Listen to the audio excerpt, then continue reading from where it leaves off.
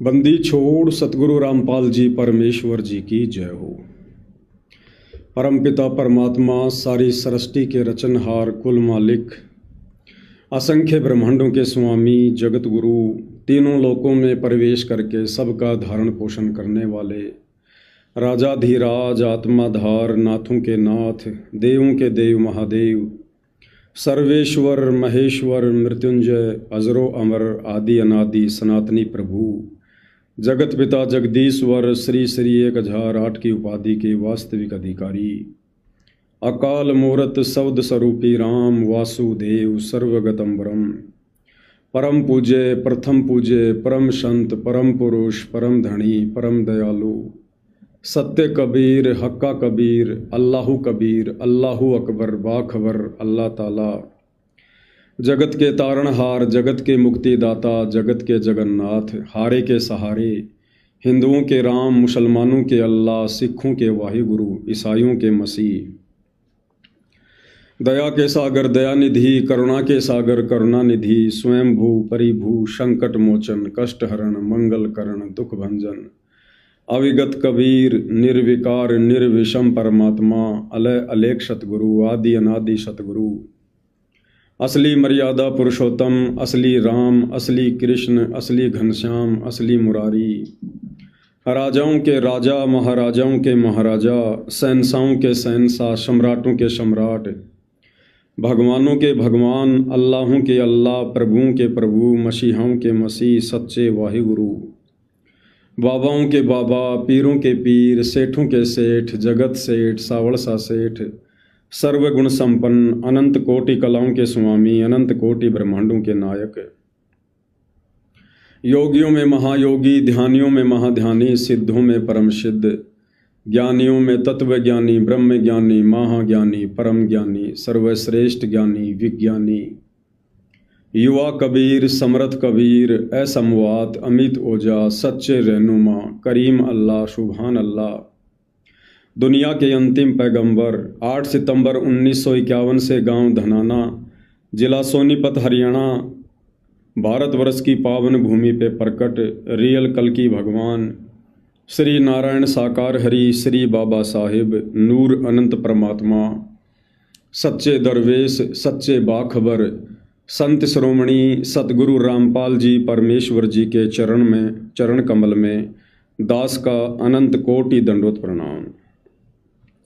सत्साई भाई और बहनों, बहुत बड़ी दया बहुत बड़ी मेहर पूज्य गुरुदेव भगवान की परमेश्वर रामपाल जी की, जिनके शुभ आशीर्वाद से विशेष आशीर्वाद से इस कलयुग की बिचली पीढ़ी में हमें ये शास्त्र अनुकूल सत भक्ति मिली है।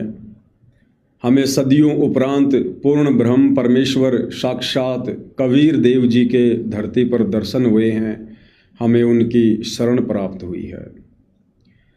भाई और बहनों, वैसे तो परमपिता परमेश्वर सतगुरु रामपाल जी ने दास को निमित्त बना के दास को खड़ा करके एक छोटी सी सेवा एक सेवा का टुकड़ा दास की झोली में डाल के दास के ऊपर भी बहुत बड़ा महाउपकार किया और दास के माध्यम से आप सभी परमात्मा चाहने वाली आत्माओं तक भी 11 वर्षों तक संदेश भिजवाए।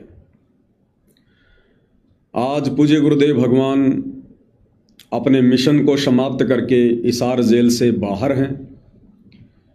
ऐसे में आप और हमारी वो जिम्मेदारी समाप्त हो जाती है जो जिम्मेदारी उनकी गैर हाजिरी में उन्होंने स्वयं निभाने के लिए हमें दी थी। अब आगे हमारी जिम्मेदारी केवल मर्यादाओं में रहकर गुरुदेव की भक्ति को संपूर्ण करना है। तो भाइयों और बहनों, ज्ञान गंगा पुस्तक के ऊपर वीडियो बनाने की श्रृंखला जारी है और काफ़ी वीडियो बन चुके हैं, आप जी देख भी रहे हैं। तो अब आप और हम भाई बहनों ने जो परमेश्वर की विशेष आत्माओं की श्रेणी में हैं, और परमेश्वर की विशेष आत्मा वो होती हैं जो गुरु रूप में आए हुए कबीर परमेश्वर जी को साक्षात परमेश्वर मानकर और अपनी आत्मा के कल्याण के लिए हर प्रकार से संघर्ष करते हुए मर्यादाओं में रहते हुए भक्ति करते हैं। तो ऐसी आत्मा धरती पर चंद ही हैं, ऐसी आत्माओं की भीड़ नहीं हुआ करती है। तो भाई और बहनों, यदि आप साध संगति से जुड़े हुए हैं और आप सत्सेवक भगत की श्रेणी में हैं, तो अब आगे परमपिता परमेश्वर जिस प्रकार से हम आत्माओं को भक्ति मार्ग पर चलाएंगे, अपनी प्रेरणा से, अपने आशीर्वाद से, यदि आप अभी तक तमाम मर्यादाओं को निभाते आए हैं और साध संगति के तमाम वीडियो देखते आए हैं, तो ही भाई और बहनों आगे की जो प्रोसीजर है इस भक्ति की वो आपको समझ में आएगी। अन्यथा आपके मन में तरह तरह के दोष उत्पन्न होंगे और आप इस साध संगति वाले यथार्थ भक्ति पद से नीचे गिर जाओगे। तो आगे साध संगति में परमेश्वर जी की प्रोसीजर में वही आत्मा ढल पाएगी, चल पाएगी जिन आत्माओं ने लंबे समय से साध संगति से जुड़कर साध संगति के प्रत्येक वीडियो देखे हैं और परमात्मा के भक्ति विधान से भली भांति परिचित हैं।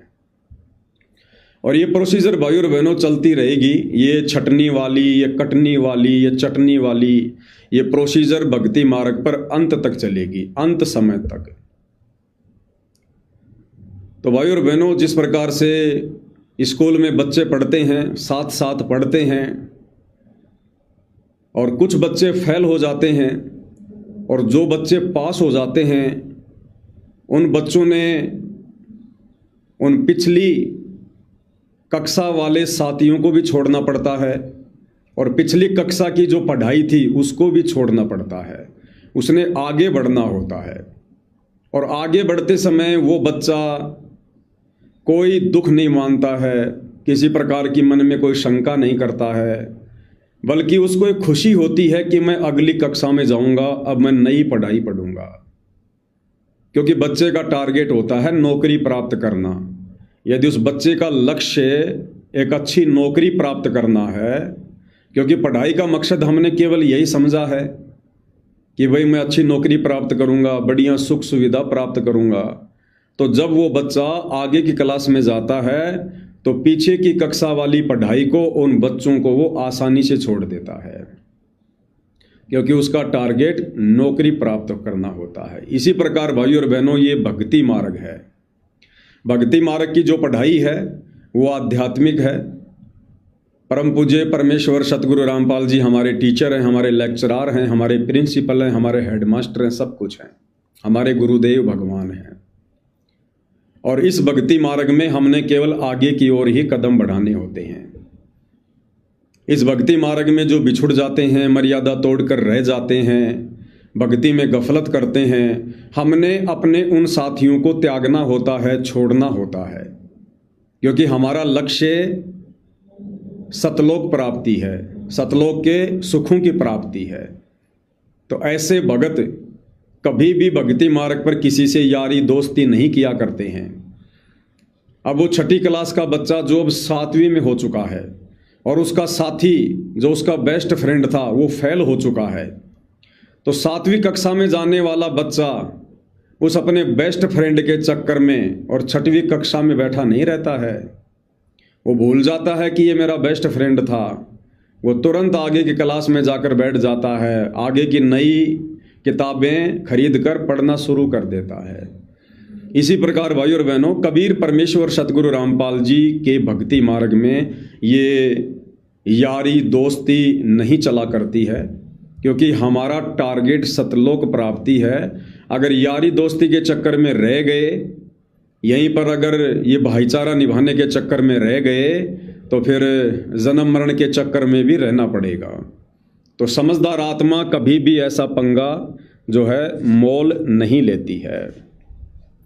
तो भाई और बहनों, अब जैसे जैसे हम पूज्य गुरुदेव भगवान के आशीर्वाद से साध संगति से जुड़कर और इस भक्ति मार्ग पर आगे बढ़ रहे हैं, सीढ़ी दर सीढ़ी आगे चढ़ रहे हैं, तो परमेश्वर हमें नई नई भक्ति की प्रेरणा भी करेंगे, हमें परमेश्वर भक्ति की ऊंचाइयों पर लेकर जाएंगे, क्योंकि परमेश्वर ने हमारा मोक्ष करना है। और मोक्ष किस विधि से होगा वो सारी विधि परमपिता परमेश्वर इस भक्ति मार्ग पर आप और हमसे लागू करवाएंगे। जिस प्रकार भाइयों और बहनों, जब तक हमें आम नहीं मिलता है तब तक आम की फोटो, आम का चित्र बहुत जरूरी होता है।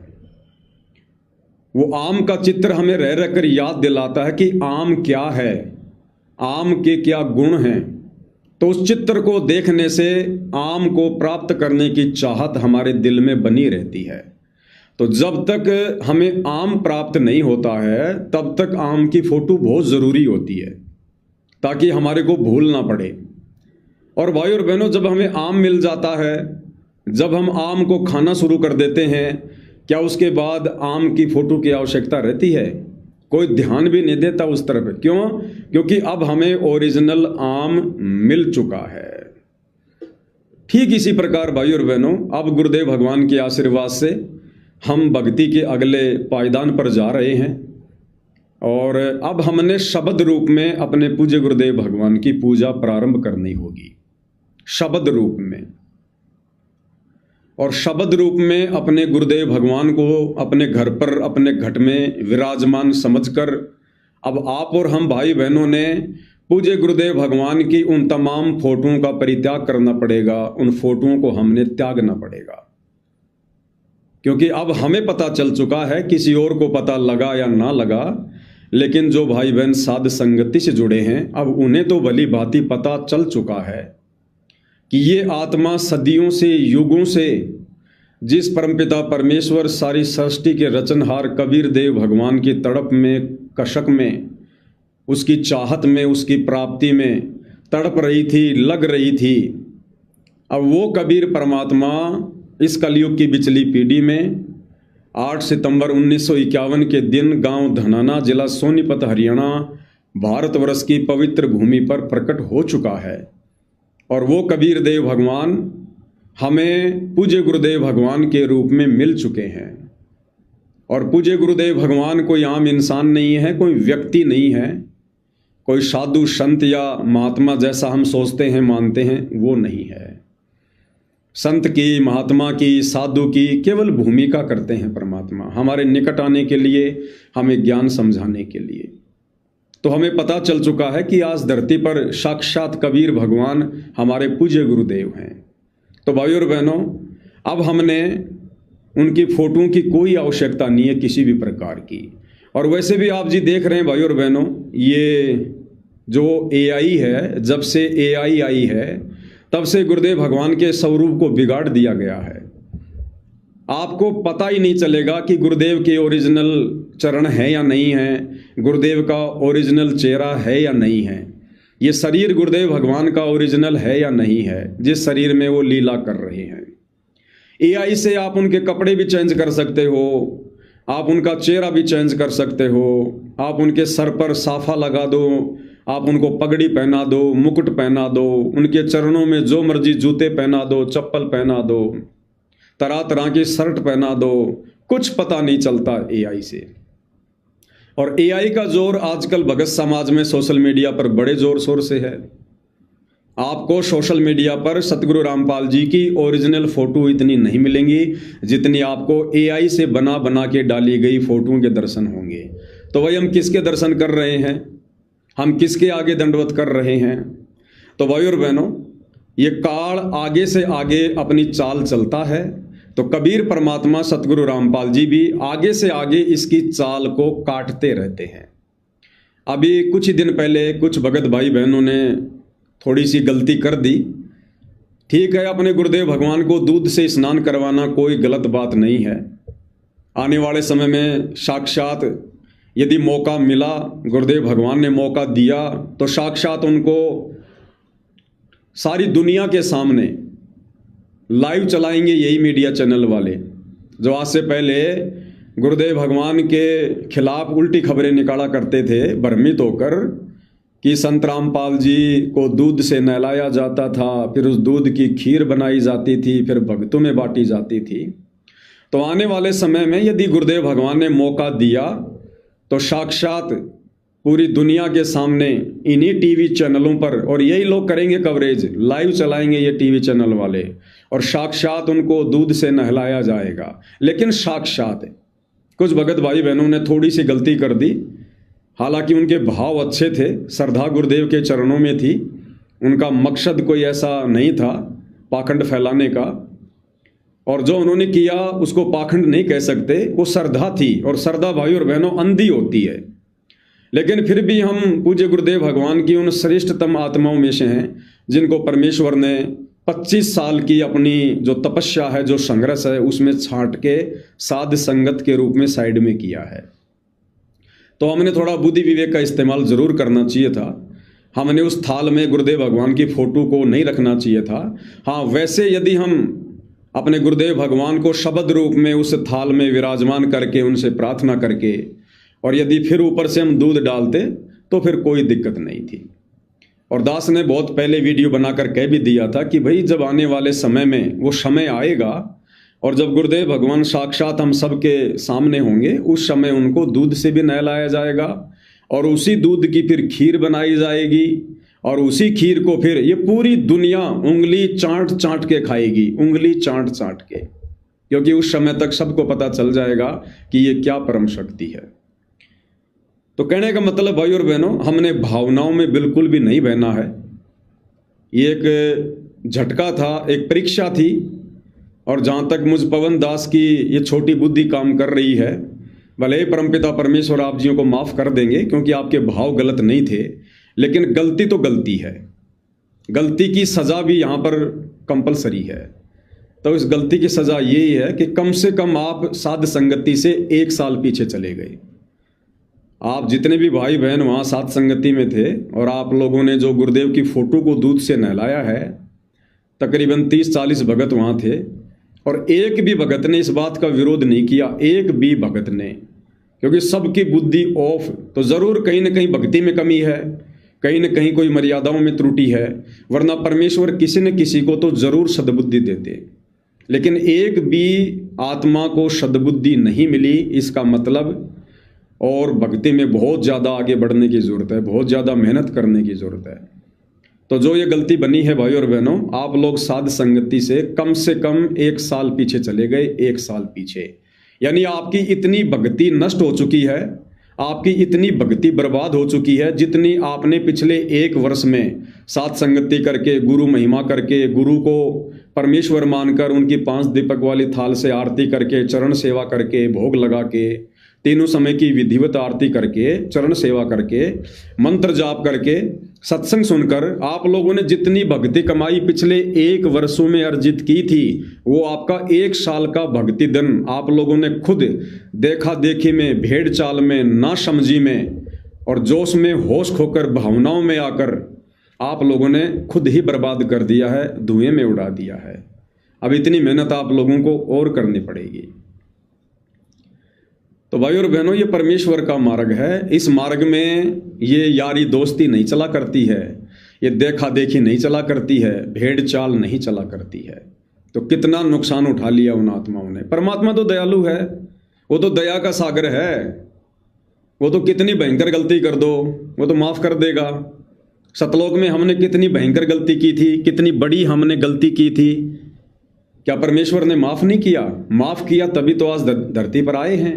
आप और हमें भक्ति दी है ताकि हम वापस सतलोक चलें। लेकिन जो गलती हमने की थी, क्या हमने उसकी सज़ा नहीं पाई?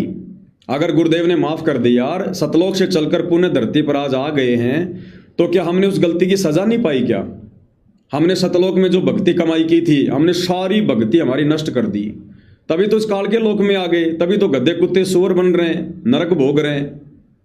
क्यों? क्योंकि हमने जो भक्ति सतलोक में की थी, वो हमने छोटी सी गलती करके सारी नष्ट कर दी, धुएं में उड़ा दी। तो इसी प्रकार भाई और बहनों, ये परमात्मा तो दयालु है, आपकी श्रद्धा को देखकर आप लोगों को माफ़ भी कर देगा। लेकिन जो भक्ति कमाई आप लोगों ने नष्ट की है, उसके लिए तो भाई और बहनों आपने फिर से मेहनत करनी पड़ेगी। देखो होता क्या है, पिछले 11 वर्षों से परमात्मा ने हर वो संदेशा दिलवा दिया, हर वो जानकारी दिलवा दी, ताकि हम कहीं धोखा ना खाएं। अब जैसे गुरुदेव भगवान अपने प्रवचनों में कहते हैं कि बच्चों, तुम ये ना सोचना कि अपनी भक्ति कमाई से तुम पार हो जाओगे। तुम लाख जन्म भी ये माला करते करते, मंत्र करते करते, आरती करते करते इस काल के जाल से मुक्त नहीं हो सकते जब तक तुम सतगुरु की मेहर प्राप्त करने के योग्य नहीं बनोगे। जब तक तुम अपने गुरुदेव को प्रसन्न नहीं करोगे तब तक तुम सतलोक नहीं जा सकते। चाहे कितनी भक्ति कर लो, कितना दान कर लो, कितने पाठ करवा दो, कितनी ज्योतियां करवा दो, चाहे रात दिन गुरुदेव के चरणों में क्यों ना लेटे रहो, उसके लिए क्या करना पड़ेगा? इन बातां के पाइए कर सतगुरु नजर निहाल, और राजी कर सतगुरु रूठे नू। हमने सतगुरुदेव भगवान को नजर निहाल करना पड़ेगा, उनको प्रसन्न करना पड़ेगा, खुश करना पड़ेगा, तब वो अपनी मेहर बख्शेंगे, हमें ग्रेस मार्ग देंगे। तो सतगुरु को प्रसन्न करने के लिए आप और हम भाई बहन साध संगति से जुड़कर ये तमाम भक्ति क्रियाएं कर रहे हैं, जिन भक्ति क्रियाओं के बाकी भगत समाज आसपास भी नहीं है, उनके शौपन में भी ये बातें नहीं हैं।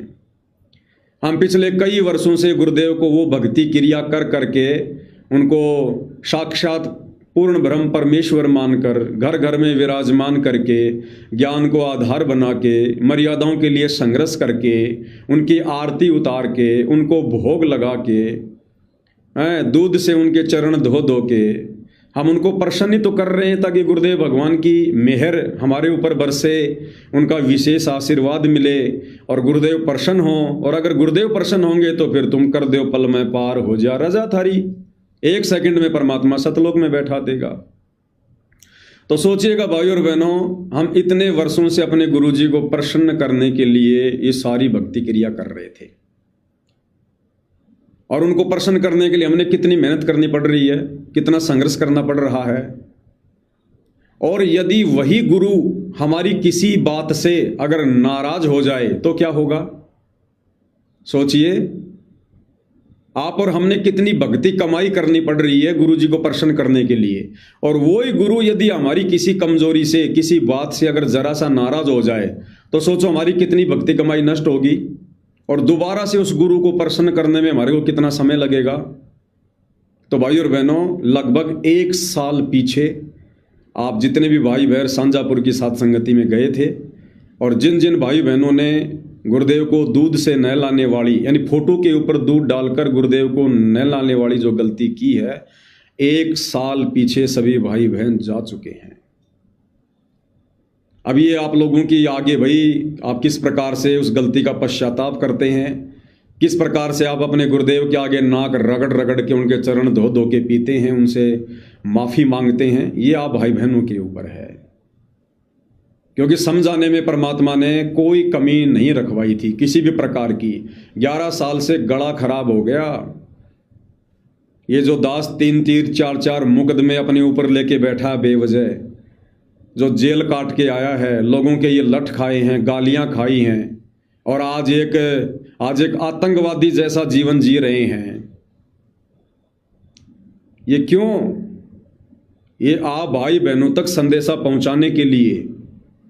और उसके बावजूद भी यदि आप गलती करोगे, भेड़ चाल में चलोगे, आंख बंद करके एक दूसरे सत्सेवक के ऊपर विश्वास करोगे कि सत्सेवक है तो सही करेगा, ये किसी के माथे पे थोड़ी लिखा हुआ है, तो भाई उस गलती की सजा भी मिलती है। फिर वो गलती चाहे मैं करूं चाहे आप करो, परमात्मा के लिए सभी आत्माएं बराबर हैं। परमात्मा कोई भेदभाव किसी प्रकार का नहीं करता है। तो भाई और बहनों, इसलिए परमात्मा अपनी वाणियों में कहते हैं, ये संसार विघन की घाटी कोई निकलेगा बिरला सूर। ऐसे धीरे धीरे धीरे धीरे छटनी होती जाएगी साथ संगत में। ये परमात्मा भीड़ का ग्राहक नहीं है, कौड़ियों का ग्राहक नहीं है।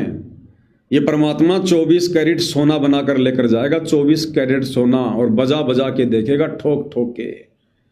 जैसे गुरुदेव कहते हैं ना, हम कुम्हार के वहां से एक मटका लेके आते हैं 50 रुपए का, और 50 रुपए के मटके को हम कोई 50 बार टोले मार मार के बजा बजा के देखते हैं, कहीं से ये कच्चा तो नहीं है, फूटा टूटा तो नहीं है, कोई तरेड़ तो नहीं चल रही है, तब वो 50 रुपए का मटका खरीदते हैं।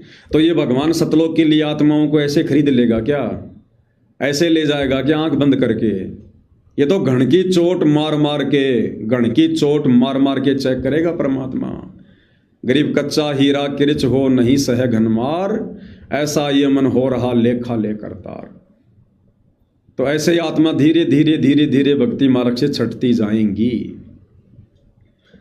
और चंद आत्माएं, बहुत ही कम आत्माएं होती हैं भाई और बहनों, जो इस काल के लोक से गुरु जी के साक्षात धरती पर रहते सहते अपना पूर्ण मोक्ष करवा पाती हैं। तो बाकी भाई बहनों को, बाकी जितने भी भाई बहन हैं साध संगत में, उनको कितना सावधान रहने की ज़रूरत है, कितना सचेत रहने की ज़रूरत है अब आगे। क्योंकि काल सबको बजा बजा के देखेगा, सबको बजा बजा के। ये सोच लो गुरुजी नहीं बजा रहे, गुरुजी तो बैठे हैं, मोला बैठा मोर्चा और देखे जन की भेड़। मोला बैठा मोर्चा और देखे जन की भेड़, 12 कोटि यम किंकर जहां वहां एक नाम की खैड़। परमात्मा तो साइड में बैठकर देख रहा है, वो तो परीक्षा ले रहा है, हमें ठोक बजाकर ये काल देख रहा है। क्योंकि जो भी काम हुआ वो काल प्रेरणा से होता है, काल प्रेरणा से ये मन करवाता है। जल्दबाजी में, जल्दबाजी का काम शैतान का होता है, भगत का नहीं होता है। तो भाई और बहनों, अब आगे की प्रोसीजर आप लोग कैसे समझ पाओगे? जब अभी ताजा ताजा आपकी परीक्षा हुई और उसमें आप लोग भेड़ चाल में चल दिए, तो आज परमात्मा आगे का जो संदेशा दिलवा रहे हैं उसको आप कैसे पकड़ पाओगे? और अगर मन में रत्ती भर भी दोष आ गया तो मार खा जाओगे। तो भाई और बहनों, अब आगे की जो प्रोसीजर है वो अपने गुरुदेव भगवान को, जो कि साक्षात परमेश्वर हैं, पूर्ण ब्रह्म परमेश्वर हैं, अब हमने उनकी शब्द रूप में ही पूजा करनी है। आज से पहले हम केवल शब्द रूप में मान रहे थे कि हमारे गुरुजी शब्द स्वरूपी राम है, लेकिन हम उनको शब्द रूप में पूज नहीं रहे थे। देखो, ये जो बुद्धि है ना जीव की, ये धीरे धीरे खुलती है, वो धीरे धीरे खुलती है। परमात्मा सीढ़ी दर सीढ़ी भगत को आगे बढ़ाता है, क्योंकि हमारी एक कैपेसिटी है, हमारी एक औकात है। अगर उससे ज़्यादा परमात्मा दे देगा तो हम सहन नहीं कर पाएंगे। जैसे एक मटका है, एक मटके की लिमिट है कि उसमें कितना पानी आएगा। अगर उससे ज़्यादा पानी उस मटके में डालोगे तो वो बूंद बूंद करके, और वो जो पानी है वो बाहर निकलेगा ही निकलेगा, इसमें कोई दो राय नहीं है। तो परमात्मा जब उचित समझेंगे उस हिसाब से धीरे धीरे और ये संदेश भक्ति मार्ग के दिलवाएंगे और लागू करवाएंगे। अब भाई और बहनों, वैसे तो आप जी को पता चल गया होगा, हिसार जेल से बाहर आने के बाद गुरुदेव भगवान की जो लीला चल रही है आपको सब समझ में आ गया होगा। दास ना तो बैकग्राउंड में जाएगा, ना दास जाना चाहता है, क्योंकि दास ने तो 1 महीने पहले ही लाइव आकर ये प्रण ले लिया है कि अब आगे हमने अपनी आत्मा का कल्याण करवाना है।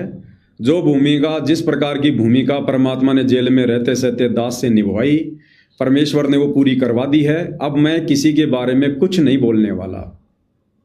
आप जी देख रहे होंगे पिछले 1 महीने से मैंने अपने सतलोक आश्रम से जुड़े भाई बहनों के लिए, सतलोक आश्रम मैनेजमेंट के लिए, गुरुजी के जो है बेटा बेटी भाई बंधु रिश्तेदारों के लिए दास ने एक शब्द भी नहीं निकाला, ना ऐसा कोई दास ने कोई पोस्ट डाली है।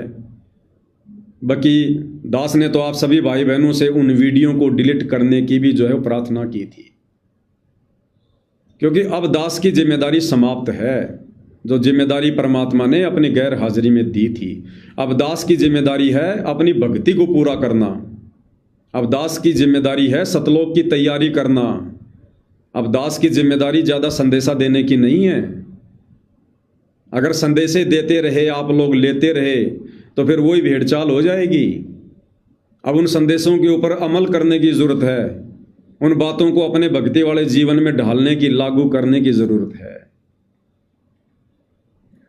तो भाई और बहनों, आज तक हम केवल अपने गुरुदेव भगवान को शब्द रूप में मान रहे थे, हम शब्द रूप में पूज नहीं रहे थे, क्योंकि आज से पहले हम मूर्ति पूजा कर रहे थे, मूर्ति पूजा।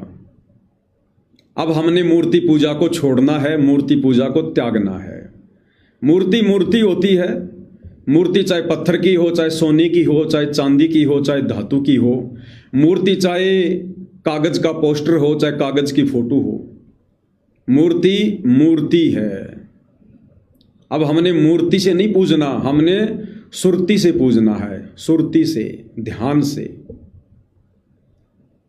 तो दास ने 4-5 दिन पहले आप लोगों को मैसेज डाला था कि 17 मई 2026 को दास लाइव आएगा।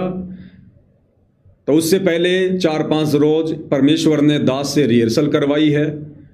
दास ने ये समय थोड़ा सा इसलिए रखा आगे का, क्योंकि भाई और बहनों, ये समय बहुत ज़्यादा भयानक है, क्रिटिकल समय है। मन मेरे अंदर भी है, काल मेरे पीछे भी लगा हुआ है, आप लोगों से ज़्यादा लगा हुआ है। तो दास ने 4-5 दिन का समय, क्योंकि जब मुझे ये प्रेरणा हुई तो दास ने गुरुदेव को दंडवत प्रणाम करके और 4-5 दिन का समय लिया कि परमात्मा, दास 2 कोटि का जीव है, हो सकता है ये काल प्रेरणा हो।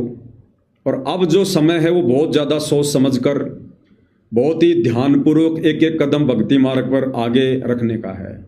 तो दास ने गुरुदेव से अर्ज की, प्रार्थना की कि परमेश्वर, दास से कुछ भी गलत हो जाए इस भक्ति मार्ग पर, हो नहीं जाए, अगर कुछ गलत होना हो आपके भक्ति मार्ग पर, उससे पहले परमात्मा मेरे तो प्राण निकाल देना, इस दास की टिकट काट देना यहां से। अगर कुछ गलत होना हो तो उससे पहले ही दास की टिकट काट देना, क्योंकि अब यदि इस भक्ति मार्ग पर आपकी इतनी पहचान होने के बाद अगर गलती हो गई तो परमात्मा फिर जी नहीं पाएंगे, फिर अपने आप को कभी फिर माफ नहीं कर पाएंगे, अपनी नजरों से गिर जाएंगे फिर।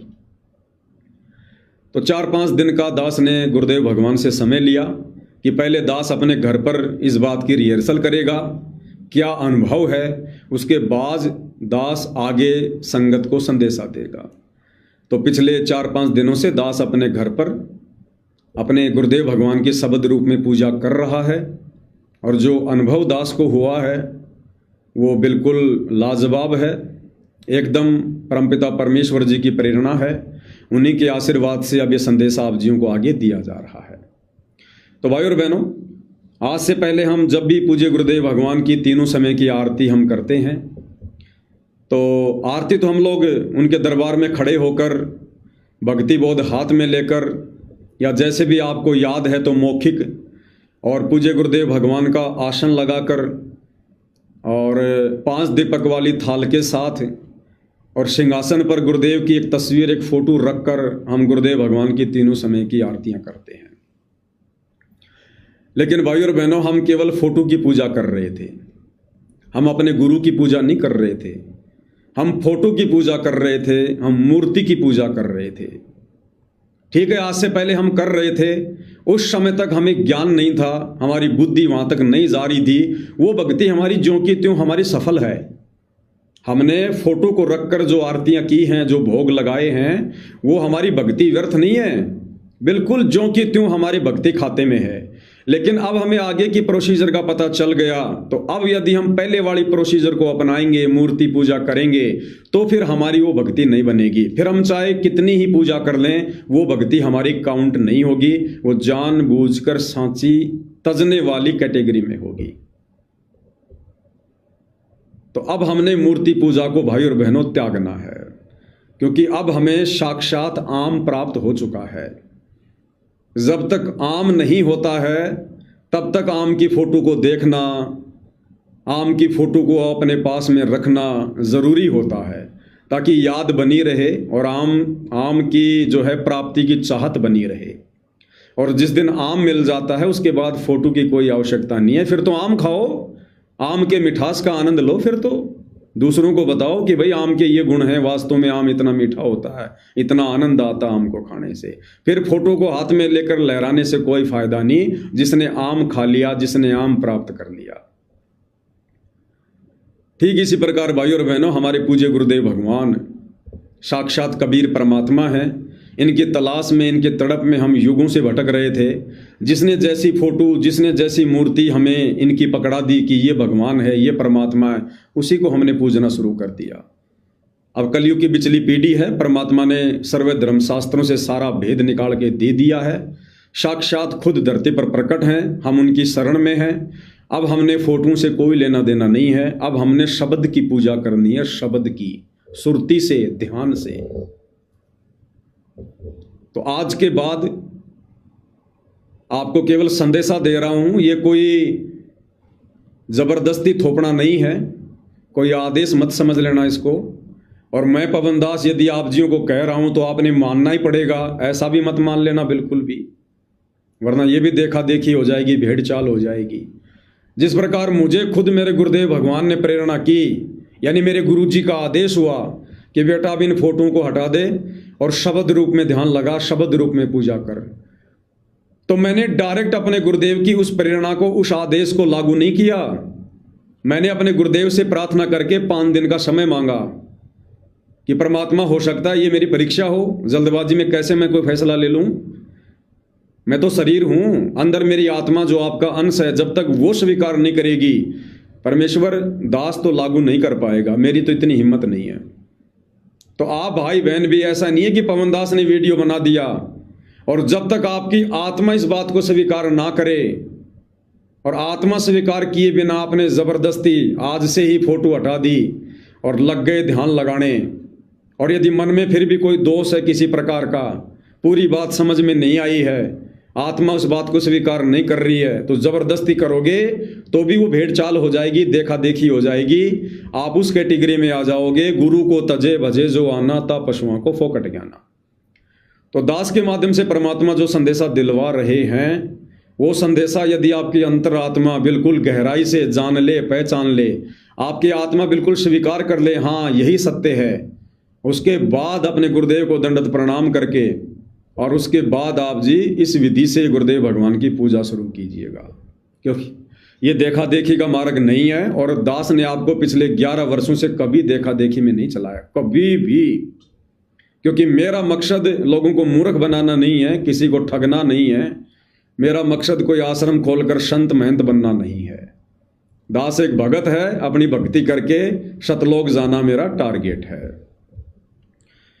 तो भाई और बहनों, अगर परमात्मा प्रेरणा करें तो आज के बाद हम अपने दरबार साहिब में जब हम तीनों समय की गुरुदेव भगवान की आरती करें तो हम सिंहासन तो लगाएंगे, और सिंहासन लगाकर हम उसके ऊपर गुरुदेव भगवान की कोई फोटो नहीं रखेंगे, कोई तस्वीर नहीं रखेंगे। हम सिंहासन लगाकर गुरुदेव भगवान से अर्ज करेंगे घुटने टेक कर कि हे परमेश्वर मालिक विराजमान होइए, ताकि दास संध्या आरती का लाभ प्राप्त कर सके।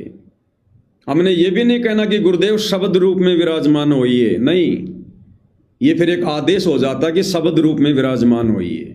क्या पता परमात्मा शरीर रूप में विराजमान होना चाहते हो, क्या पता उस दिन परमात्मा चाहते हो कि मैं अपने बच्चे को साक्षात दर्शन दूंगा, क्योंकि अब इसने मुझे पहचान तो लिया ही है, अब ये लुकमा छुपी का खेल बंद। क्या पता परमात्मा साक्षात सिंहासन पर आकर विराजमान होने चाहते हैं, वो तो सर्वशक्तिमान है, कुछ भी कर सकते हैं परमात्मा। क्षण भर में गायब, क्षण भर में वो प्रकट, जैसे धर्मदास जी के सामने क्षण भर में प्रकट, क्षण भर में गायब। ये काम तो छोटी मोटी शक्तियां कर देती हैं, ये तो सर्वशक्तियों के स्वामी है, देवों के देव हैं, गणों के नायक हैं, आदि गणेश हैं। तो हमने ये नहीं कहना कि हे पूज्य गुरुदेव भगवान आसन पर शब्द रूप में विराजमान होइए, नहीं, हे परमेश्वर, हे पूज्य गुरुदेव भगवान, अपने दास को संध्या आरती का लाभ देने के लिए परमेश्वर आसन पर विराजमान होइए, आप जी का आसन तैयार है। उसके बाद गुरुदेव भगवान की मौज, उनकी मर्जी, वे शब्द रूप में विराजमान होते हैं या शरीर रूप में विराजमान होते हैं। तो ये फिर आगे मालिक की मौज, आगे मालिक की मर्जी। और तीनों समय की आरती में हमने इसी प्रकार से अपने गुरुदेव भगवान की शब्द रूप में जो है पूजा करनी है, शब्द रूप में।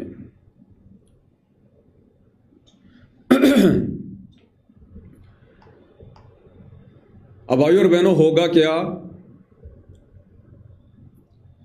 आज से पहले जैसे हम गुरुदेव भगवान की फोटो रखा करते थे, तस्वीर रखा करते थे, यदि हम साध संगति से जुड़े भाई बहन अपने पूज्य गुरुदेव सतगुरु रामपाल जी को अपने घर पर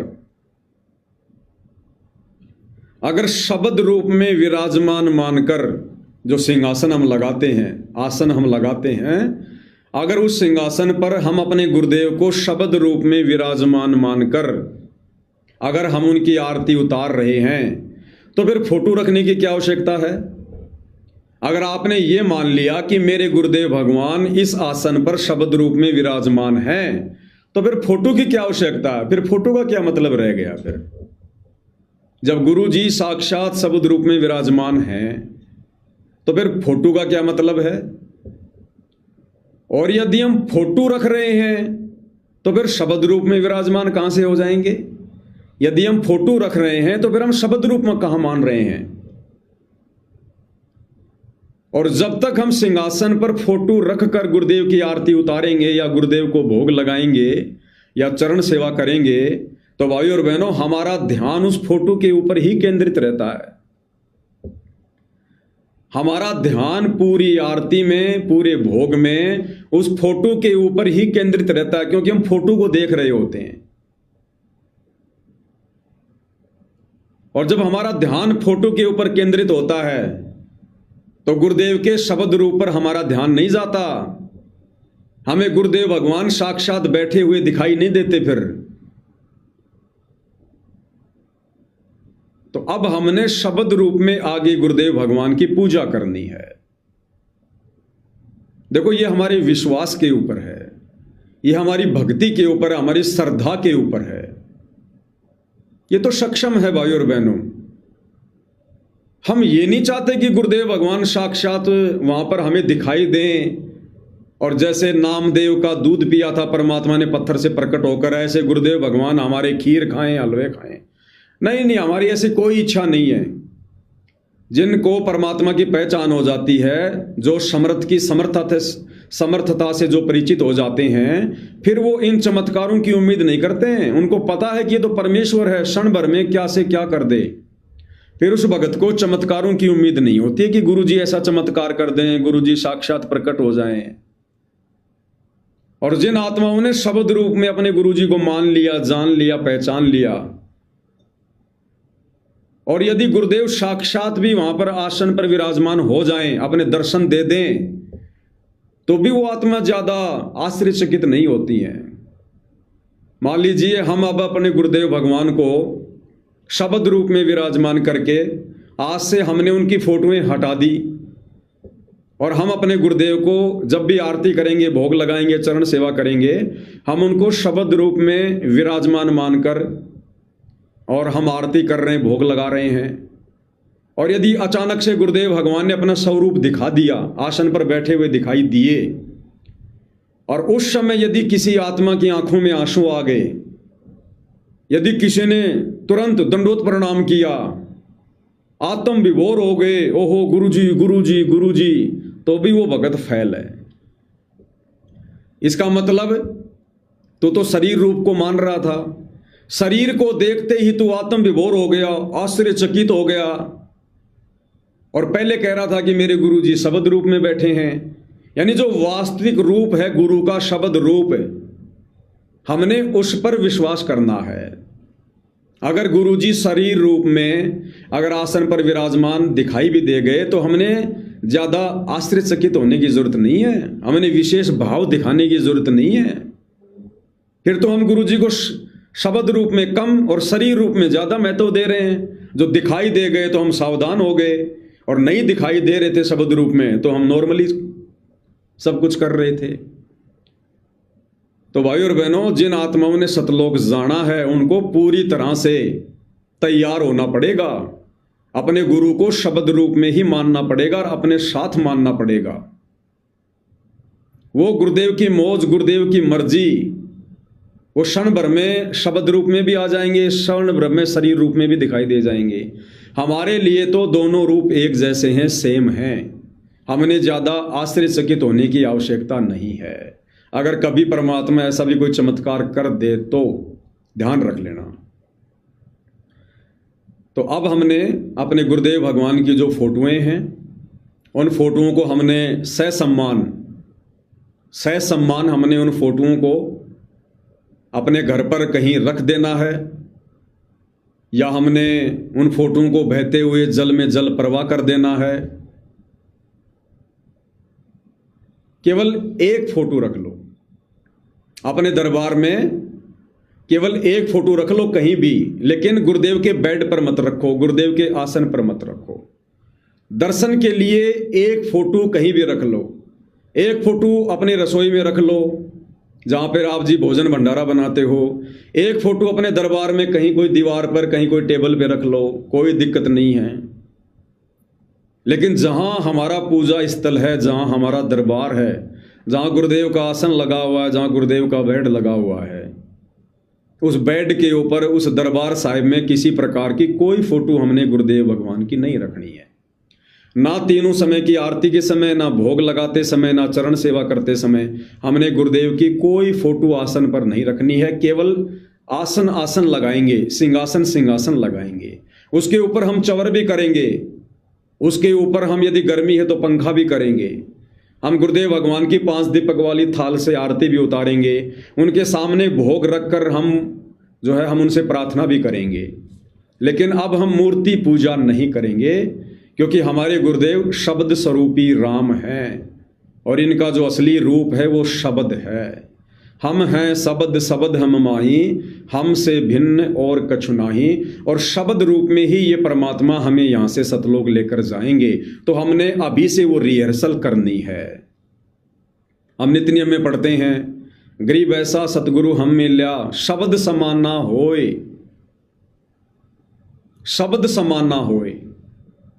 यानी हमें ऐसे सतगुरुदेव भगवान मिले हैं जिनका शब्द रूप है।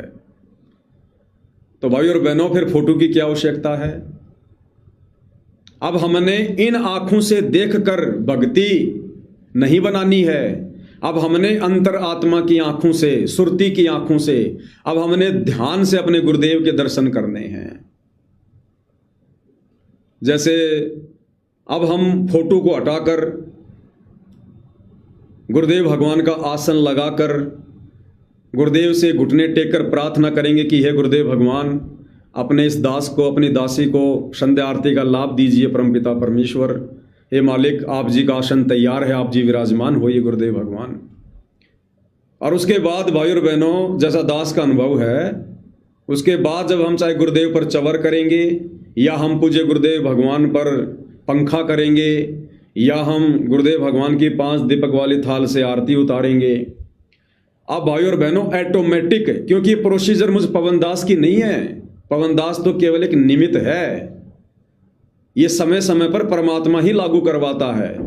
तो अब वो समय आ गया, हमारी जो स्टेज है अब गुरु को शब्द रूप में पूजने के योग्य हो चुकी है। अब शब्द रूप में पूजने के योग्य हो चुकी है। तो संदेशा परमात्मा ही दिलवा रहे हैं, और ये उन्हीं आत्माओं के गले उतरेगा जो आत्माएं अभी अधिकारी हैं, जिनका आत्माओं को परमात्मा लगातार तैयार कर रहे हैं। तो जब हम गुरुदेव भगवान की शब्द रूप में आरती उतारेंगे, तो भाई और बहनों, अब हमारा ध्यान, हमारी जो कल्पनाओं में क्या होगा कि जैसे साक्षात गुरुदेव भगवान आसन पर विराजमान है। भले हमें इन आंखों से दिखाई नहीं दे रहे, लेकिन मन की आंखों से, दिल की आंखों से, हृदय की आंखों से जब तक हम वो आरती करेंगे, जितनी भी देर की आरती है, आधा घंटा, 1 घंटा, 16 मिनट, आप देख लेना भाई और बहनों। अगर मान लीजिए हम सुबह का नित्य नियम कर रहे हैं, सुबह का नित्य नियम तकरीबन हमारा 1 घंटे तक चलता है। 1 घंटे में भाई और बहनों, दास ने पिछले 4-5 दिनों में जो अनुभव किया है, मुश्किल से 2 मिनट बीच बीच का समय निकाल के, मुश्किल से 2 मिनट यदि मेरा ध्यान कहीं गया हो इधर उधर की बातों पर और कहीं पर, तो बात अलग है। बाकी 58 मिनट मेरा ध्यान आसन के ऊपर टिका रहा, और जो हृदय की आंखें हैं वो यही देख रही थी कि गुरुदेव भगवान साक्षात विराजमान है। अब वो आप भाई बहनों की अपनी उन कल्पनाओं के ऊपर है, आप किस रूप में अपने गुरुदेव को आसन पर विराजमान मान रहे हैं, किन कपड़ों में मान रहे हैं, किस स्थिति में मान रहे हैं। जैसे हम दिन भर में गुरुदेव के बहुत सारे वीडियो देखते हैं, लोगों से मिलते हैं, आशीर्वाद देते हैं, जैसा भी है, आप उस रूप में मान सकते हैं कि मेरे गुरुदेव भगवान जो है सफ़ेद शर्ट में और सफ़ेद पैंट में, जैसे आज मैंने गुरुदेव को देखा यूट्यूब पर, लोगों को आशीर्वाद दे रहे थे, पीठ थपथपा रहे थे, तो आप उस रूप की कल्पना कर सकते हैं कि उस रूप में, उन कपड़ों में मेरे पूज्य गुरुदेव भगवान सामने आसन पर विराजमान हैं और मुझे आशीर्वाद दे रहे हैं। परमेश्वर इस मुद्रा में मुझे आशीर्वाद दे रहे हैं। आप ये कल्पना कर सकते हैं कि मेरे पूज्य गुरुदेव भगवान जो है वो कुर्ते पायजामे में बैठे हैं, आप ये कल्पना कर सकते हैं कि मेरे पूज्य गुरुदेव भगवान सामने सिंहासन पर जो है मुकुट धारण करके बैठे हुए हैं। आप कैसे भी कल्पना कर सकते हैं। उसी कल्पना में परमात्मा आपको सामने हृदय वाली आंखों से बैठे हुए दिखाई देंगे। तो ये क्या है भाइयों और बहनों, ये है असल में सार शब्द। ये है सार शब्द। सार शब्द क्या होता है? सार शब्द को जाप थोड़ी है, कोई मंत्र थोड़ी है। सार शब्द का मतलब होता है हर समय अपने भगवान का चिंतन। इन आंखों को यदि कुछ दिखाई दे तो केवल गुरु दिखाई दे, क्योंकि ये केवल गुरु नहीं है, ये ओरिजिनल रूप है। कबीर परमेश्वर जी का ओरिजिनल रूप है। कबीरा दर्शन साधु का मुख पे बसे सुहाग, और दर्शन उन्हीं को होते हैं जिनके पूर्ण भाग। अब परमात्मा के दर्शन सबको थोड़ी होते हैं। तो ये जो रूप है, जो अपने तेज पुंज के उस तेजोमय रूप को कबीर परमात्मा हल्का करके और पूज्य गुरुदेव जी के नाम से धरती पर प्रकट हैं, ये ओरिजिनल रूप है, ये शब्द रूप है गुरुदेव का। तो हम कितना अपने गुरुदेव के चरणों में ध्यान लगा सकते हैं, हम लगातार अपने गुरुदेव को हम कितना ध्यान में रख सकते हैं, ये सार शब्द की कमाई है। सार शब्द आत्मा को उसी समय गुरु उपलब्ध करवाता है जिस समय वो आत्मा संसार से लगभग हट जाती है। उसका ध्यान, उसका चिंतन सांसारिक लोगों पर ना होकर, सांसारिक बातों में ना होकर अपने गुरुदेव पर टिक जाए। तो हम कितना सुरती लगा सकते हैं गुरुदेव में, हम कितना ध्यान लगा सकते हैं, हम कितनी सुरती टिका के रख सकते हैं। जितनी देर हम आरती करेंगे, भोग लगाएंगे, हमारा ध्यान, जब हम पहले फोटो रखकर भोग लगाते थे, आरती करते थे, हम सब जानते हैं कि हमारा ध्यान कहीं ना कहीं भटक जाता था। सामने हम थाली भी घुमा रहे हैं, सामने फोटो भी रखी है, और इधर उधर की बातों में हमारा दिमाग दौड़ जाता था। कहीं और की बातें, कोई और जगह के बारे में हम सोचने लग जाते थे। तो अब क्या होगा भाई और बहनों, प्रोसीजर धीरे धीरे आगे बढ़ती है।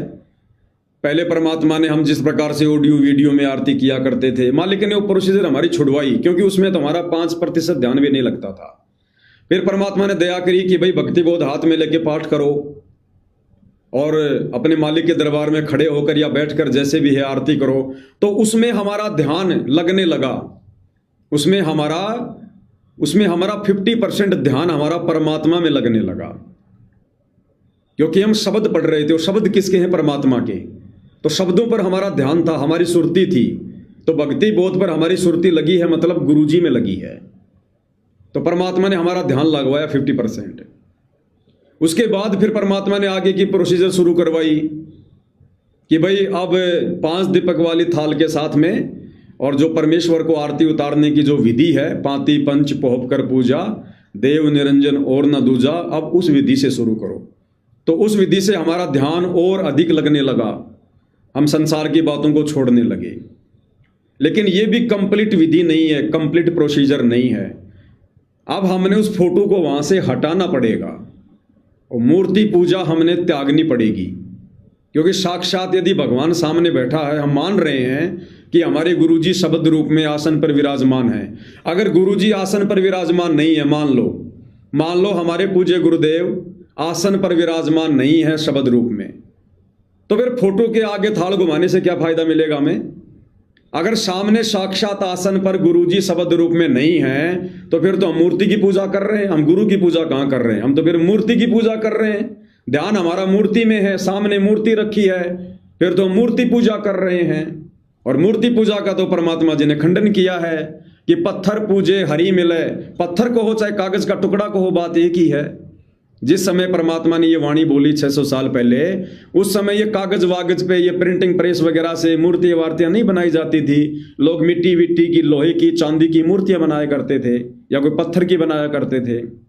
इसलिए परमात्मा ने मूर्ति कहा है कि पत्थर पूजे हरि मिले तो मैं पूजूं पहाड़, इससे तो चाकी भली जो पीस खाए संसार। तो यदि सामने आरती करते समय सतगुरु रामपाल जी भगवान शब्द रूप में विराजमान नहीं है, तो फिर हम मूर्ति पूजा कर रहे हैं, मूर्ति पूजा।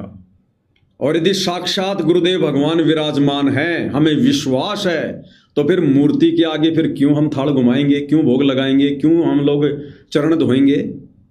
तो अब हमने मूर्ति को हटाकर और शब्द रूप में अपने गुरुदेव भगवान से प्रार्थना करके उनको विराजमान करके, ये हमारे विश्वास और श्रद्धा के ऊपर है। जितना हम गुरु जी के प्रति समर्पित होंगे, गुरु जी उतना ही हमारे निकट होंगे। तो अब हमने शब्द रूप में अपने गुरुदेव भगवान की तीनों समय की आरती, गुरुदेव को भोग लगाना, गुरुदेव के चरणों की सेवा करना, ये हमने करना है। तो अब देख लेना भाई और बहनों, अब आपका ध्यान अगर 1 घंटे की आरती में अगर 5 मिनट के लिए इधर उधर दौड़ गया तो दौड़ गया, और दौड़ेगा तो तुरंत आएगा। अब आरती करते समय या भक्ति बोध से आरती करते समय, थाल उतारते समय, चवर करते समय हमारा ध्यान सिंहासन पर रहेगा, लेकिन हमारी हृदय की आंखें ये देख रही होंगी कि मेरे गुरुदेव भगवान बैठे हुए हैं। साक्षात गुरुदेव भगवान बैठे हुए हैं, हृदय वाली आंखों से हमें दिखाई देंगे। भले हमें इन चरम दृष्टि से ना दिखाई दें, लेकिन हृदय की आंखों से हमें गुरुदेव भगवान वहां पर सूक्ष्म रूप में बैठे हुए दिखाई देंगे। कभी हमें आशीर्वाद दे रहे हैं, कभी गुरुदेव भगवान मुस्कुरा रहे हैं, कभी मुकुट पहने हुए हैं। आप जो कल्पना करोगे उस कल्पना में गुरुदेव भगवान वहीं विराजमान होंगे, क्योंकि इनका शब्द रूप है। और अब देखना भाई और बहनों, हमारा ध्यान बिल्कुल भी नहीं भटकेगा, बिल्कुल भी। इसको कहते हैं सुरती निर्ति वाला जाप, इसको कहते हैं सार शब्द का जाप। ये है सार शब्द कि सारी लो, सारी लगन, सारी सुरती अपने गुरुदेव के चरणों में लग जाए। तो वो जो वास्तविक जो शब्द है, देखो ये तो केवल प्रोसीजर चल रही है, प्रैक्टिकल चल रही है।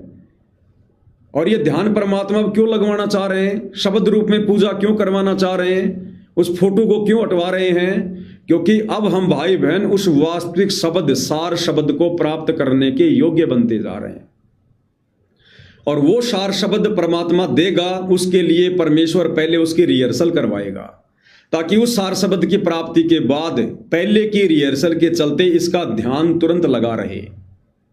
तो पहले से ही परमात्मा वो प्रोसीजर शुरू करवा देते हैं। तो सार शब्द का मतलब यही होता है। सार शब्द कोई जाप करने का मंत्र नहीं होता है जो गुरुदेव हमें देंगे कि बेटा ले मालार तू जप ले। सार शब्द है चिंतन, मनन अपने गुरुदेव पर। पल पल, हर पल हमें गुरुदेव भगवान दिखाई दें। जैसा एक फिल्मी गाना आता था, पहले सुना करते थे नाम दीक्षा लेने से पहले, मैं जिस दिन भुला दूं तेरा नाम दिल से, वो दिन आखिरी हो मेरी जिंदगी का। ये आंखें उसी दिन हो जाए अंधी, जो देखे तेरे सिवा सपना किसी का। अब बताओ, ये 2 कोड़ी के जीव, ये नाचने गाने वाले, ये फिल्मी लोग, और उस हार मास के लोथड़े शरीर के लिए क्या कह रहे हैं? अपनी प्रेमिका के लिए वो प्रेमी, और वो भी नकली एक्टिंग। और क्या कह रहा है कि ये आंखें उसी दिन हो जाएं अंधी, जो देखे तेरे सिवा सपना किसी का। कि हे मेरी प्रेमिका, जिस दिन मैंने इन आंखों से, प्यार भरी नजरों से किसी और को देख लिया तेरे अलावा, भगवान मेरी आंखें फोड़ दे। अब 24 घंटे उस हार्ड मास के टट्टी पेशाब के कोथड़े को, उस प्रेमिका को देख के उसको क्या मिलेगा? अब भाई और बहनों, चक्कर क्या है, ये भले फिल्मी गाने बन गए, लेकिन ये चीजें आत्मा और परमात्मा के ऊपर फिट होती हैं। आत्मा और परमात्मा के ऊपर इतना ही प्रेम, इतनी लगन, इतना ध्यान, इतनी सावधानी इस आत्मा ने अपने पिता परमेश्वर के लिए करनी है कि हे गुरुदेव भगवान, जिस दिन ये आंखें आपके सिवा किसी और को देखें, गुरु रूप में, परमात्मा रूप में, ये आंखें फूट जाएं मेरी। तो भाई और बहनों, सार शब्द की प्राप्ति परमात्मा उसी समय करवाता है जिस समय इस आत्मा को संसार में अपने गुरु के अलावा और कुछ भी दिखाई ना दे, गुरु की भक्ति के अलावा कुछ भी दिखाई ना दे। ना किसी प्रकार की कोई मान बढ़ाई हो, ना कोई स्तुति या महिमा की चाहत हो, ना कोई भाईचारा निभाना हो, ना कोई रिश्तेदारी निभानी हो, ना संसार की किसी चीज़ की इच्छा हो, ना डिमांड हो, ना कोई बड़ा मकान बनाने की, कोई कोठी बनाने की, कोई बड़ी कार खरीदने की, कोई दिखावा करने की, और ना ही संसार में जीने की। जब किसी प्रकार की कोई चाहत नहीं होती है, समाप्त हो जाती है, केवल मजबूरी में दिन काट रहा होता है, उस समय परमात्मा फिर इस आत्मा को सार शब्द प्राप्त करवाता है। यानी सार शब्द का मतलब है गुरुदेव भगवान हमें अपने वास्तविक सतलोक में बैठे हुए तेजोमय शरीर के दर्शन करवा देंगे। यहीं पर बैठे बैठे, जैसे सौपन में हम क्या क्या देख लेते हैं, ऐसे परमात्मा बैठे बैठे अपने सामने बैठा कर कि बेटा देख, तेरा गुरु ही है, जो भी कुछ है संसार में सब कुछ, बाकी सब झूठ है। यहाँ पर तेरे गुरु के अलावा सब झूठ है, यहाँ पर सब मिथ्या है, सब पाखंड है। तो फिर उस भगत का ध्यान पल पल हर क्षण अपने गुरुदेव भगवान के चरणों में होगा। तो वो रिहर्सल परमात्मा अपनी विशेष आत्माओं से पहले करवा देते हैं, सार शब्द की प्राप्ति से पूर्व है। तो अब भाई और बहनों, हमने मूर्ति पूजा को छोड़ना है। ठीक है, जब तक हमारे पूज्य गुरुदेव भगवान धरती पर हैं, शरीर रूप में है, हमारे लिए परम पूजनीय है, परम आदरणीय है, परम सम्माननीय है। लेकिन भाई और बहनों, एक चीज ध्यान रखना, साध संगति से जुड़े भाई बहन जो पूर्णतया मर्यादा में रहकर भक्ति कर रहे हैं, मैं सबके लिए नहीं कह रहा, कोई ये सोचे कि मैं तो साध संगति से जुड़ा हुआ हूं, नहीं। सबको अपने अपने पैमाने का पता है, अपनी अपनी भक्ति का, अपनी अपनी मर्यादाओं को सबको पता है। कौन कितना मर्यादा में है, कौन कितना विकारों से दूर है, कौन कितना संसार में घुसा हुआ है, कौन कितना भक्ति और भगवान के प्रति समर्पित है। ये साध संगति से जुड़े प्रत्येक भाई बहन को अपनी औकात का पता है। तो जो पूर्णतया समर्पित हैं, ये उन आत्माओं के लिए है।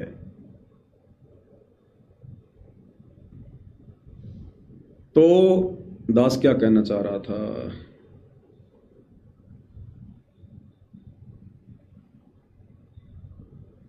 दिमाग से निकल गई बात।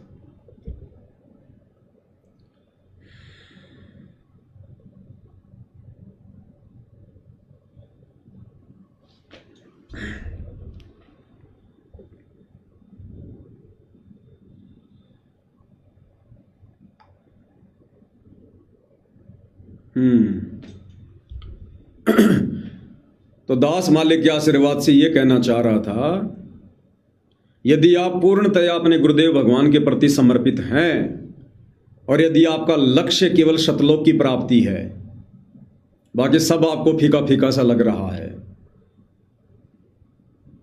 तो भाई और बहनों, वर्तमान में साध संगति से जुड़कर आपने कैसे भक्ति करनी है, इस बात को गांठ बांध लेना। गांठ, यदि आप साध संगति से जुड़े भाई बहनों ने जो वास्तव में पूर्णतया समर्पित हैं अपने गुरुदेव को और शब्द रूप में मान चुके हैं, मान रहे हैं, और ये जो प्रोसीजर जो आज आप लोगों को जो बताई गई है शब्द रूप में गुरु की पूजा की, यदि आपके अंतरात्मा ने इसको स्वीकार कर लिया है, ये भी एक पहचान समझ लेना। आप ये भी एक पहचान समझ लेना, यदि आपकी आत्मा ने आज के इस संदेश को स्वीकार कर लिया है कि बिल्कुल सत्य बात है, कोई मीन मेख नहीं है, तो भी समझ लेना परमात्मा आपके निकट है, पल पल आपके साथ में है। वो चाहे शाजापुर में गई हुई आत्माएं क्यों ना हो, उन आत्माओं को भी समझ लेना परमात्मा साथ में है और परमेश्वर ने उनको माफ कर दिया है। यदि आज का संदेशा सुनकर उनको किसी प्रकार का कोई यदि कोई बुरा ना लगा हो, यदि कुछ गलत बात ना लगी हो और यदि उनकी आत्माओं ने स्वीकार कर लिया हो, तो समझ लेना ये एक इस बात का संकेत है कि गुरुदेव भगवान ने आप सभी आत्माओं को आपकी प्रार्थना पर माफ कर दिया है।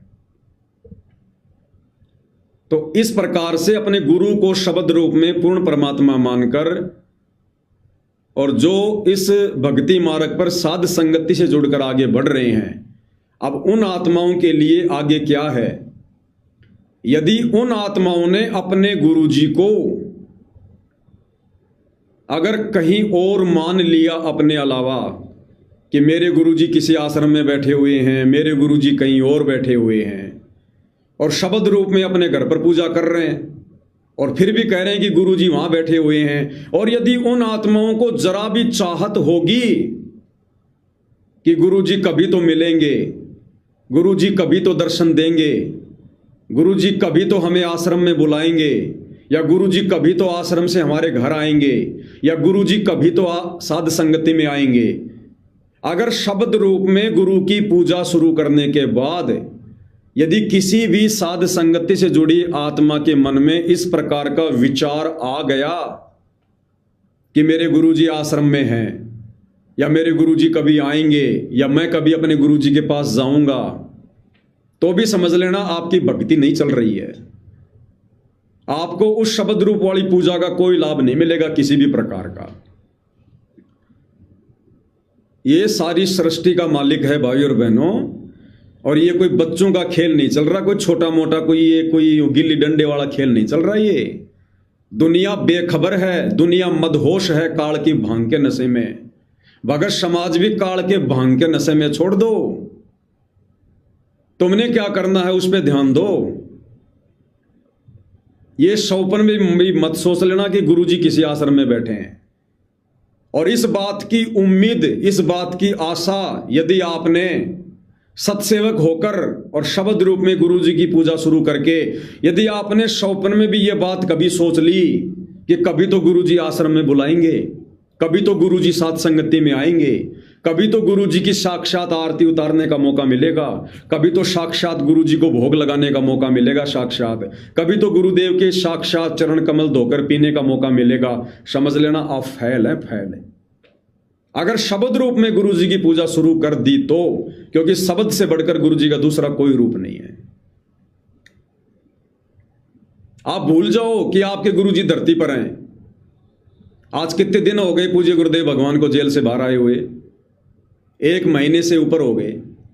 10 अप्रैल को आए थे, आज 16 मई हो गई। आपके गुरुदेव ने आपका जिक्र किया? आपके गुरुदेव ने सार्वजनिक तौर पर किसी भी ऑडियो वीडियो सत्संग में क्या आप साथ संगति वालों का जिक्र किया? आप लोगों का नाम लिया? नहीं लिया ना। आगे भी उम्मीद मत करना किसी भी प्रकार की, वो आपको छेड़ना ही नहीं चाहता। गुरुदेव भगवान आपको एक बोरे में पैक करके भूल चुके हैं। जो सिस्टम उन्होंने आपके साथ अपनाना था वो लागू कर दिया, वो सिस्टम काम करेगा। भूल जाओ, क्योंकि आपने गुरुजी को शरीर में नहीं शब्द में मान लिया, और अपने गुरु को शब्द रूप में जानना, पहचानना, मानना, और इस विश्वास के साथ, इतने धैर्य के साथ, इतनी श्रद्धा के साथ जो हम सत्सेवक भाई बहन उनके शब्द रूप में पूजा कर रहे हैं, इस संसार में आपको देखने को नहीं मिलेगा। ये ब्रह्मा विष्णु महेश के बस की बात नहीं है। 21 ब्रह्मांड में किसी के बस की बात नहीं है। जिनके वश की बात थी उनसे परमात्मा ने पूजा शुरू करवा दी है। अब गुरुजी का सिस्टम चल रहा आप और हमारे ऊपर। गुरुजी हमें याद नहीं कर रहे ना बिल्कुल भी। जब तक जेल में थे हर दूसरे तीसरे दिन संदेशे आ रहे थे। अगर जेल से कोई विशेष चर्चा होती थी तो साथ संगति की होती थी। अब क्यों नहीं भाई, अब तो जेल से बाहर हैं, स्वतंत्र हैं, सब कुछ है। जिक्र भी नहीं किया, जिक्र भी। तो आप भाई बहन भी सपने में भी मत सोचना कि कभी मुझे गुरुजी के साक्षात दर्शन हो। अगर ये सोच लिया कि गुरुजी के साक्षात दर्शन हो, ये शब्द वाली पूजा, ये भक्ति आपके मोक्ष में काउंट नहीं होगी। विचार ही मत करना मन में। शब्द निवास आकाशवाणी यो सतगुरु का रूप है। हमने इस फॉर्मूले पे चलना है, अध्यात्म वाली रीति पर चलना है। गुरुदेव ने कितनी बार समझाया कि देही को सतगुरु कहे। देही यानी जब वो परमात्मा शरीर धारण करके आता है एक मनुष्य की भांति, कहते हैं देही यानी शरीर को सतगुरु कहे। यो तो धुंधर ज्ञान, उस मूर्ख को कोई ज्ञान नहीं किसी भी प्रकार का अध्यात्म का, जो अपने गुरु जी को शरीर में बंधा हुआ मान रहा है। देही को सतगुरु कहे यो तो धुंधर ज्ञान, और 4 दाग आवे नहीं वाको सतगुरु जान। तो भूल जाओ, यदि आपने इसी जन्म में मोक्ष चाहिए, गुरु के रहते सहते मोक्ष चाहिए, यदि आप साध संगति से जुड़े हैं, तो भूल जाओ कि आपके गुरुदेव किसी आश्रम में बैठे हैं। भूल जाओ आपके गुरुदेव इस धरती पर विराजमान है। ठीक है, आगे चलकर गुरुदेव की मौज, गुरुदेव की मर्जी, वो हमें बुलाना चाहें, खुद आना चाहें, साक्षात प्रकट होना चाहें, वो गुरुदेव की मौज, गुरुदेव की मर्जी, उस समय हम उनके साथ वैसा ही व्यवहार करेंगे। शरीर रूप में हमारे लिए परम पूज्य हैं, परम आदरणीय हैं, कोई दिक्कत नहीं। श्रद्धा भाव से दंडवत, हम उनको दंडवत भी करेंगे, उनकी आज्ञा का पालन भी करेंगे, सब कुछ करेंगे। लेकिन आपने अपनी तरफ से नहीं सोचना बिल्कुल भी। वो तो गुरु की मौज है, गुरु आगे क्या करेगा। लेकिन यदि आप साध संगत वाले हैं, सत्सेवक हैं, शब्द रूप में गुरु जी को पूज रहे हैं, तो आप भूल जाना अपनी तरफ से कि गुरु जी मुझे कभी दर्शन देंगे। अगर मन में जरा भी इच्छा, जरा भी चाहत, जरा भी उम्मीद यदि किसी भगत की है, इसका मतलब अभी वो गुरु की शब्द रूप में पूजा करने योग्य नहीं है। और जबरदस्ती ऐसा भगत यदि गुरु जी की फोटो हटाकर शब्द रूप में पूजा करेगा, उसको शब्द रूप वाली पूजा का लाभ नहीं मिलेगा। अब आपने क्या सोचकर करना है भाई और बहनों। हमारा मकसद, हमारा टारगेट, गुरुदेव ने सब कुछ बता दिया, एडी से लेकर चोटी तक 21 ब्रह्मांड की पाई पाई गिना दिए। खोकापुर है खोकापुर। आज मनुष्य जन्म प्राप्त करके थोड़े से लाभ मिल रहे हैं, वो भी भगवान की शरण में आने के बाद थोड़ा सुख मिल रहा है, मानसिक टेंशन खत्म हुई है। नहीं तो मनुष्य जन्म में कौन सुखी है? राजा भी सुखी नहीं है, जाके देख लो। तो हमने इस 21 ब्रह्मांड को, खोकापुर को बहुत अच्छा नहीं समझ लेना। अगर हमें गुरुदेव के आशीर्वाद से थोड़ी बहुत सुख शांति है, तो ये ना समझना कि 21 ब्रह्मांड में सुख शांति है। 21 ब्रह्मांड में तो आग लगी पड़ी है। अपने आड़ोसी पड़ोसियों को देख लो, रिश्तेदारों को देख लो, दुनिया वालों को देख लो। इस 21 ब्रह्मांड में गुरु ने केवल हमारे अंदर शांति पैदा कर रखी है, अपने आशीर्वाद से, अपनी भक्ति से। 21 ब्रह्मांड में शांति नहीं है, यहां तो आग ज्यों की त्यों लगी पड़ी है। ये तो खोकापुर है खोकापुर। ये तो विषय वासनाओं से भरा पड़ा है। अब जिस समय आप और हम भाई बहन ये लाइव में चर्चा कर रहे हैं, ये चर्चा सुनकर आप और हमें शांति हो रही है, हमारे अच्छे विचार हो रहे हैं। इसी समय इस पूरी दुनिया की अगर बात करें, इतने सारे देश हैं, कितने लोग इस समय, दिन के समय कहीं रात हो रही है, कहीं दिन है, कितने लोग होटलों में, अपने घरों में औरतों को ले लेके पड़े हैं, ना जाने कैसे कैसे कुकर्म कर रहे हैं। कोई चोरी करने की सोच रहा है, कोई ठगी कर रहा है, कोई किसी पर गोली चला रहा है, कोई मर्डर कर रहा है, कहीं एक्सीडेंट हो रहा है, कहीं आग लग रही है, कहीं शेर किसी जानवर को खा रहा है, कहीं कोई कसाई बकरे काट रहा है, कहीं कोई लड़ाई झगड़ा कर रहा है, कहीं कोई क्या, कोई साजिश कर रहा है, कोई प्लानिंग कर रहा है। आग लगी पड़ी है भयंकर तरीके से 24 घंटे। एक सेकंड का भी यहां पर किसी को शांति नहीं है। ये शांति परमात्मा के आशीर्वाद से है, उनकी भक्ति से है, केवल आप और हमें है। संसार में शांति नहीं है। जिस प्रकार भयंकर गर्मी का महीना है, जून का महीना, और आप जिस कमरे में बैठे हैं उस कमरे में आपने एसी लगा रखी है, और उस एसी में बैठकर हम बढ़िया हो जाते हैं, बिल्कुल शांत। लेकिन ये ना सोचो कि इस कमरे से बाहर भी शांति है। कमरे से बाहर तो सूरज की रोशनी ज्यों की त्यों है, लोग जल रहे हैं, पसीने छूट रहे हैं। तो ये थोड़ा बहुत मनुष्य जन्म में गुरुदेव के आशीर्वाद से शांति प्राप्त करके ये भूल मत कर देना कि 21 ब्रह्मांड में शांति है। अगर ये सोच लिया तो यहीं शांत हो जाओगे फिर। तो अब आप और हमने क्या करना भाई और बहनों, इस प्रोसीजर में आगे, जो प्रोसीजर गुरुदेव अपनी विशेष आत्माओं के लिए ही लागू करते हैं। तो आप और हमने यहां से बाहर निकलना है, बाहर। हमारी ज्ञान वाली आंखों से 21 ब्रह्मांड के पाप, 21 ब्रह्मांड का दंड, यहां की ये गंदी व्यवस्था, ये सब कुछ हमारी आंखों के सामने होनी चाहिए। आत्मा हमेशा जागृत रहनी चाहिए। तो अब आप और हम साध संगति से जुड़े भाई बहनों ने जो आज की इस प्रोसीजर को स्वीकार कर लेंगे, शब्द रूप वाली पूजा को, और फोटो को हटा देंगे, तो आप और हम भगत भाई बहनों ने अब अपने गुरुदेव को धरती पर नहीं, अपने गुरुदेव को किसी आश्रम में नहीं, हमने अपने गुरुदेव भगवान को त्रिकुटी पर समझना है कि मेरे पूज्य गुरुदेव भगवान कबीर परमात्मा सतगुरु रामपाल जी त्रिकुटी पर बैठे हैं। सतगुरु रूप में, जिस रूप में धरती पर हैं, ये इनका ओरिजिनल रूप है। इसी रूप में मेरे गुरुदेव भगवान त्रिकुटी पर बैठे, त्रिकुटी पर, एयरपोर्ट पर, और मेरा वहां आने का इंतजार कर रहे हैं। मेरे गुरुदेव त्रिकुटी पर बैठे हैं और मेरा त्रिकुटी पर आने का इंतजार कर रहे हैं। तो आप और हमने भाई बहनों इस भाव से, इस श्रद्धा से कि ये परमात्मा कब मेरी भक्ति पूरी हो, कब मेरा शरीर छूटे और परमेश्वर जल्द से जल्द मैं आपके पास त्रिकुटी पर आऊं, मेरी आत्मा का कल्याण हो, ये सोचकर अब हमने भाई और बहनों इस भक्ति पर आगे बढ़ना है। तब जाकर हमारी बात बनेगी। देखो ये जो प्रोसीजर है ना, ये हर किसी को ना तो समझ में आएगी, संसार को तो समझ में आनी नहीं है, उनको तो पता ही नहीं है ABCD का भी। बाकी और हैं उनको भी ये प्रोसीजर समझ में नहीं आएगी। ये प्रोसीजर परमात्मा उन्हीं को समझाएगा जिनका मोक्ष करना होगा, जिनकी आत्मा का कल्याण करना होगा। तो अपने गुरुजी को कहीं मत देखो, ये उम्मीद छोड़ दो, संकेत समझ जाओ। तुम्हारा गुरु 1 महीना 6 दिन हो गया, तुम्हारा जिक्र भी नहीं किया आने के बाद है।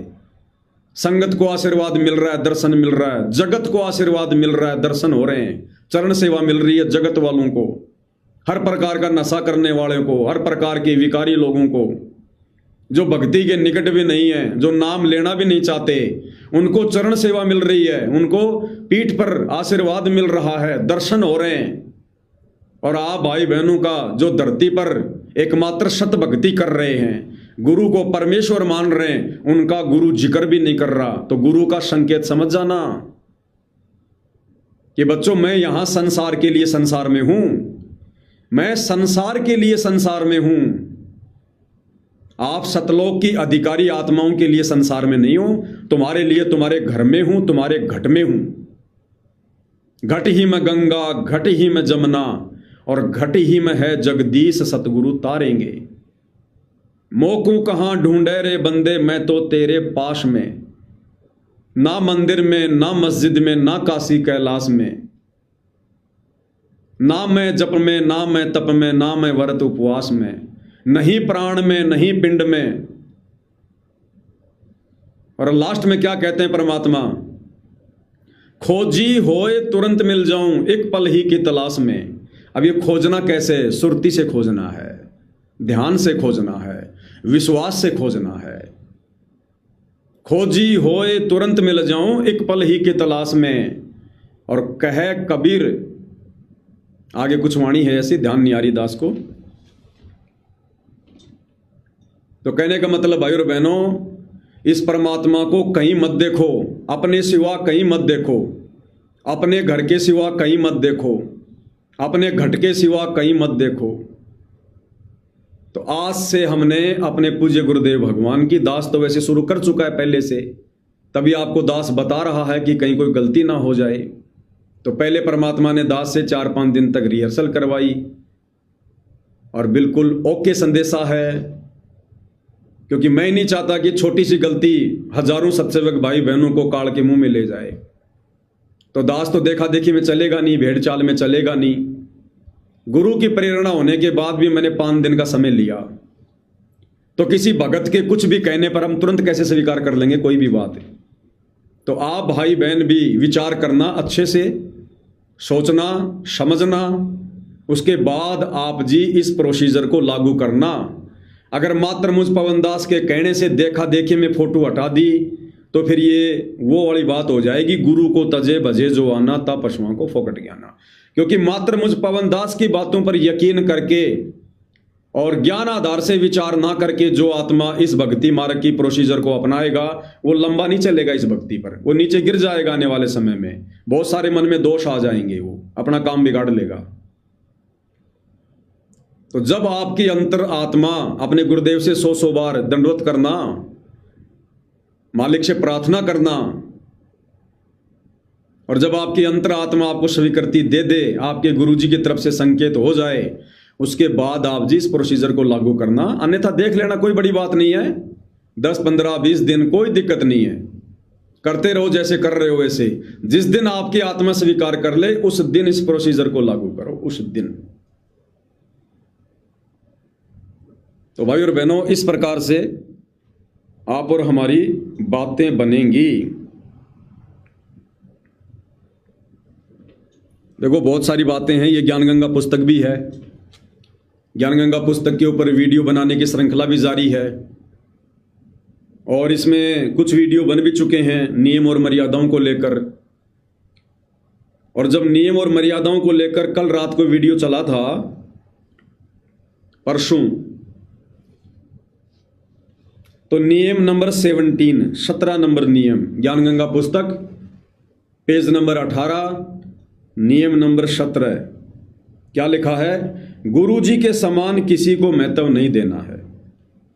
यदि कहीं पर पाठ या सत्संग चल रहा हो या वैसे गुरु जी के दर्शन करने जाते हो तो सर्वप्रथम गुरु जी को दंडवत लंबा लेटकर प्रणाम करना चाहिए। देख लो, हमारे दिमाग में आज से पहले नहीं आ रही थी ये बात, नहीं आई। इसीलिए परमात्मा ने पहले ज्ञानगंगा पर वीडियो नहीं बनवाए, क्योंकि बहुत सारी बातें, चाहे मैं पवनदास ही क्यों ना हूं, जब मैं उस लायक हो जाऊंगा उस समय परमात्मा वो बातें मुझे समझाएंगे। ये परमात्मा जबरदस्ती किसी को इंजेक्शन नहीं मारेगा। तो पहले ये बातें नहीं समझ में आनी थी, परमात्मा ने वीडियो नहीं बनवाए। अब वो समय आ गया, परमात्मा ने सेवा दे दी, वीडियो बन रहे हैं। क्या कह रहे हैं गुरुदेव?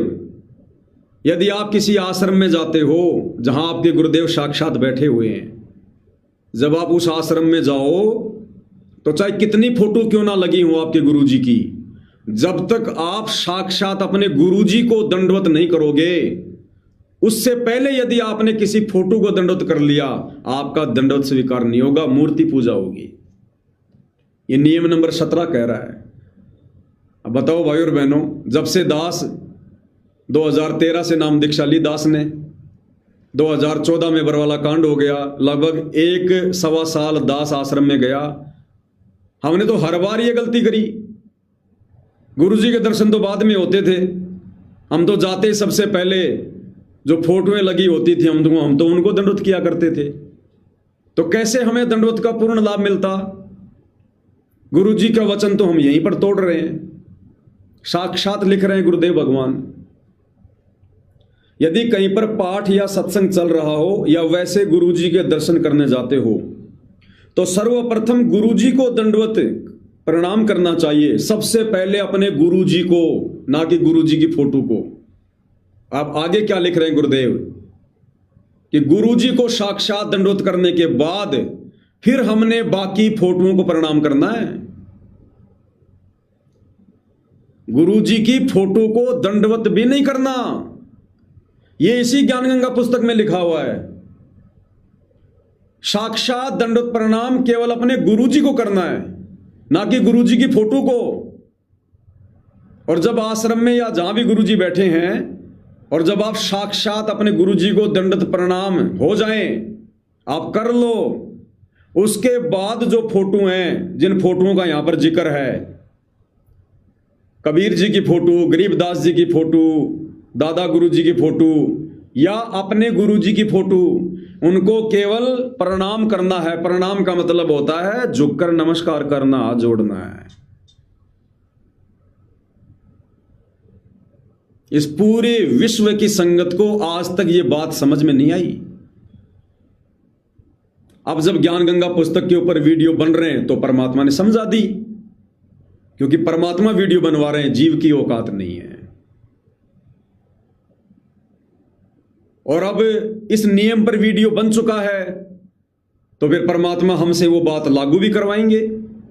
इसलिए परमात्मा ने अब ये शब्द वाली पूजा शुरू करवाई है कि भैया यदि तुम सत्सेवक अपने घर पर अपने गुरुजी को शब्द रूप में साक्षात विराजमान मान रहे हो तो फिर फोटो को दंडवत क्यों कर रहे हो?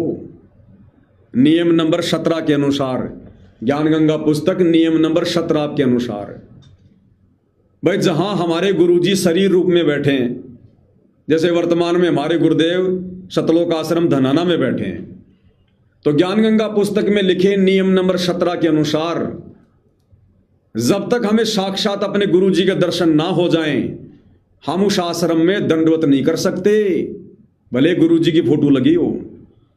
पहले गुरुजी को साक्षात दंडवत, उसके बाद गुरुजी की फोटो को प्रणाम, केवल हाथ जोड़कर प्रणाम, दंडवत नहीं।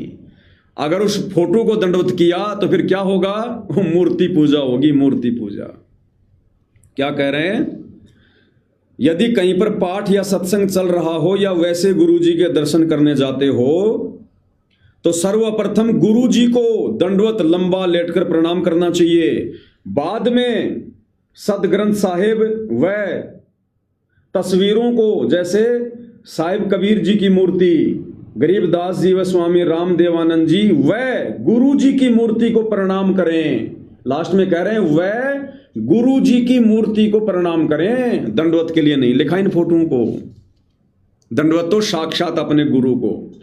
अब आज से पहले पूरे संसार में किसी भी संत रामपाल, किसी भी परमेश्वर रामपाल जी के भक्तों को यह बात समझ में नहीं आई, किसी को भी समझ में नहीं आई। और जब इस ज्ञान गंगा पुस्तक के ऊपर वीडियो परमात्मा ने बनवाना शुरू किए तब जाकर इस कुत्ते को समझाई। आज से पहले मेरी भी समझ में नहीं आई। तो जो परमात्मा चाहेगा वही होगा, उतना ही होगा, उसी समय होगा।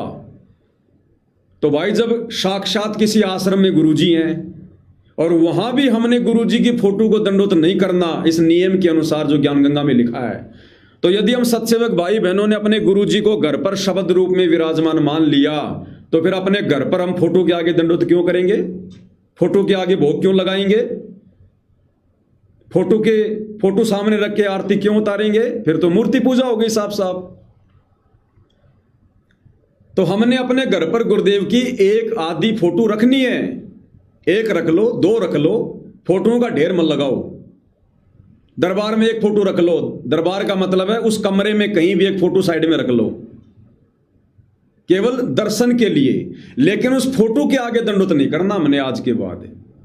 दंडवत तो अपने गुरुजी को दरबार में या बेड पर साक्षात विराजमान मानकर हमने वहीं पर शब्द रूप में उनको दंडवत करना है। अपने घर पर फोटो को दंडवत नहीं करना हमने। किसी भगत भाई के घर पर जाते हो तो हमने फोटो के आगे दंडवत नहीं करना। भगत जी से पूछ लो परमात्मा का दरबार कहां है, वो दरबार बता देगा। और सत्सेवक होगा तो उसके दरबार में भी फोटो नहीं मिलेगी जहां गुरुजी विराजमान है। तो हमने गुरुदेव को शब्द रूप में विराजमान करके और जो प्रोसीजर है दंडवत करने की, मंत्र जाप करते हुए, वो ही करना है। हृदय की आंखों से गुरुदेव के दर्शन करने हैं, हृदय की आंखों से गुरुदेव के दर्शन करने हैं। तो ये है भाई और बहनों शब्द की पूजा, शब्द पूजा, क्योंकि परमात्मा का शब्द ही रूप है।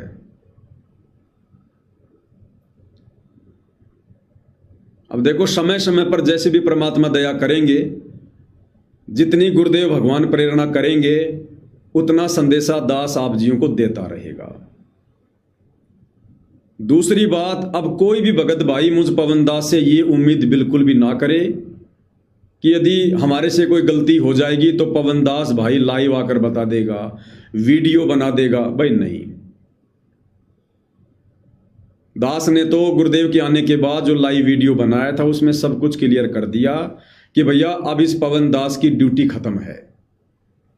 अब परमात्मा जितनी ड्यूटी देंगे, जब जब प्रेरणा करेंगे, उनकी मौज उनकी मर्जी, दास केवल उतना संदेशा देगा, बाकी अपनी भक्ति करेगा, मालिक की महिमा करेगा।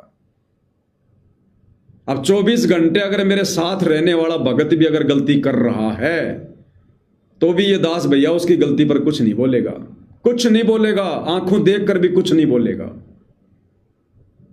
अब बोलने और समझाने वाली प्रोसीजर खत्म हो गई है।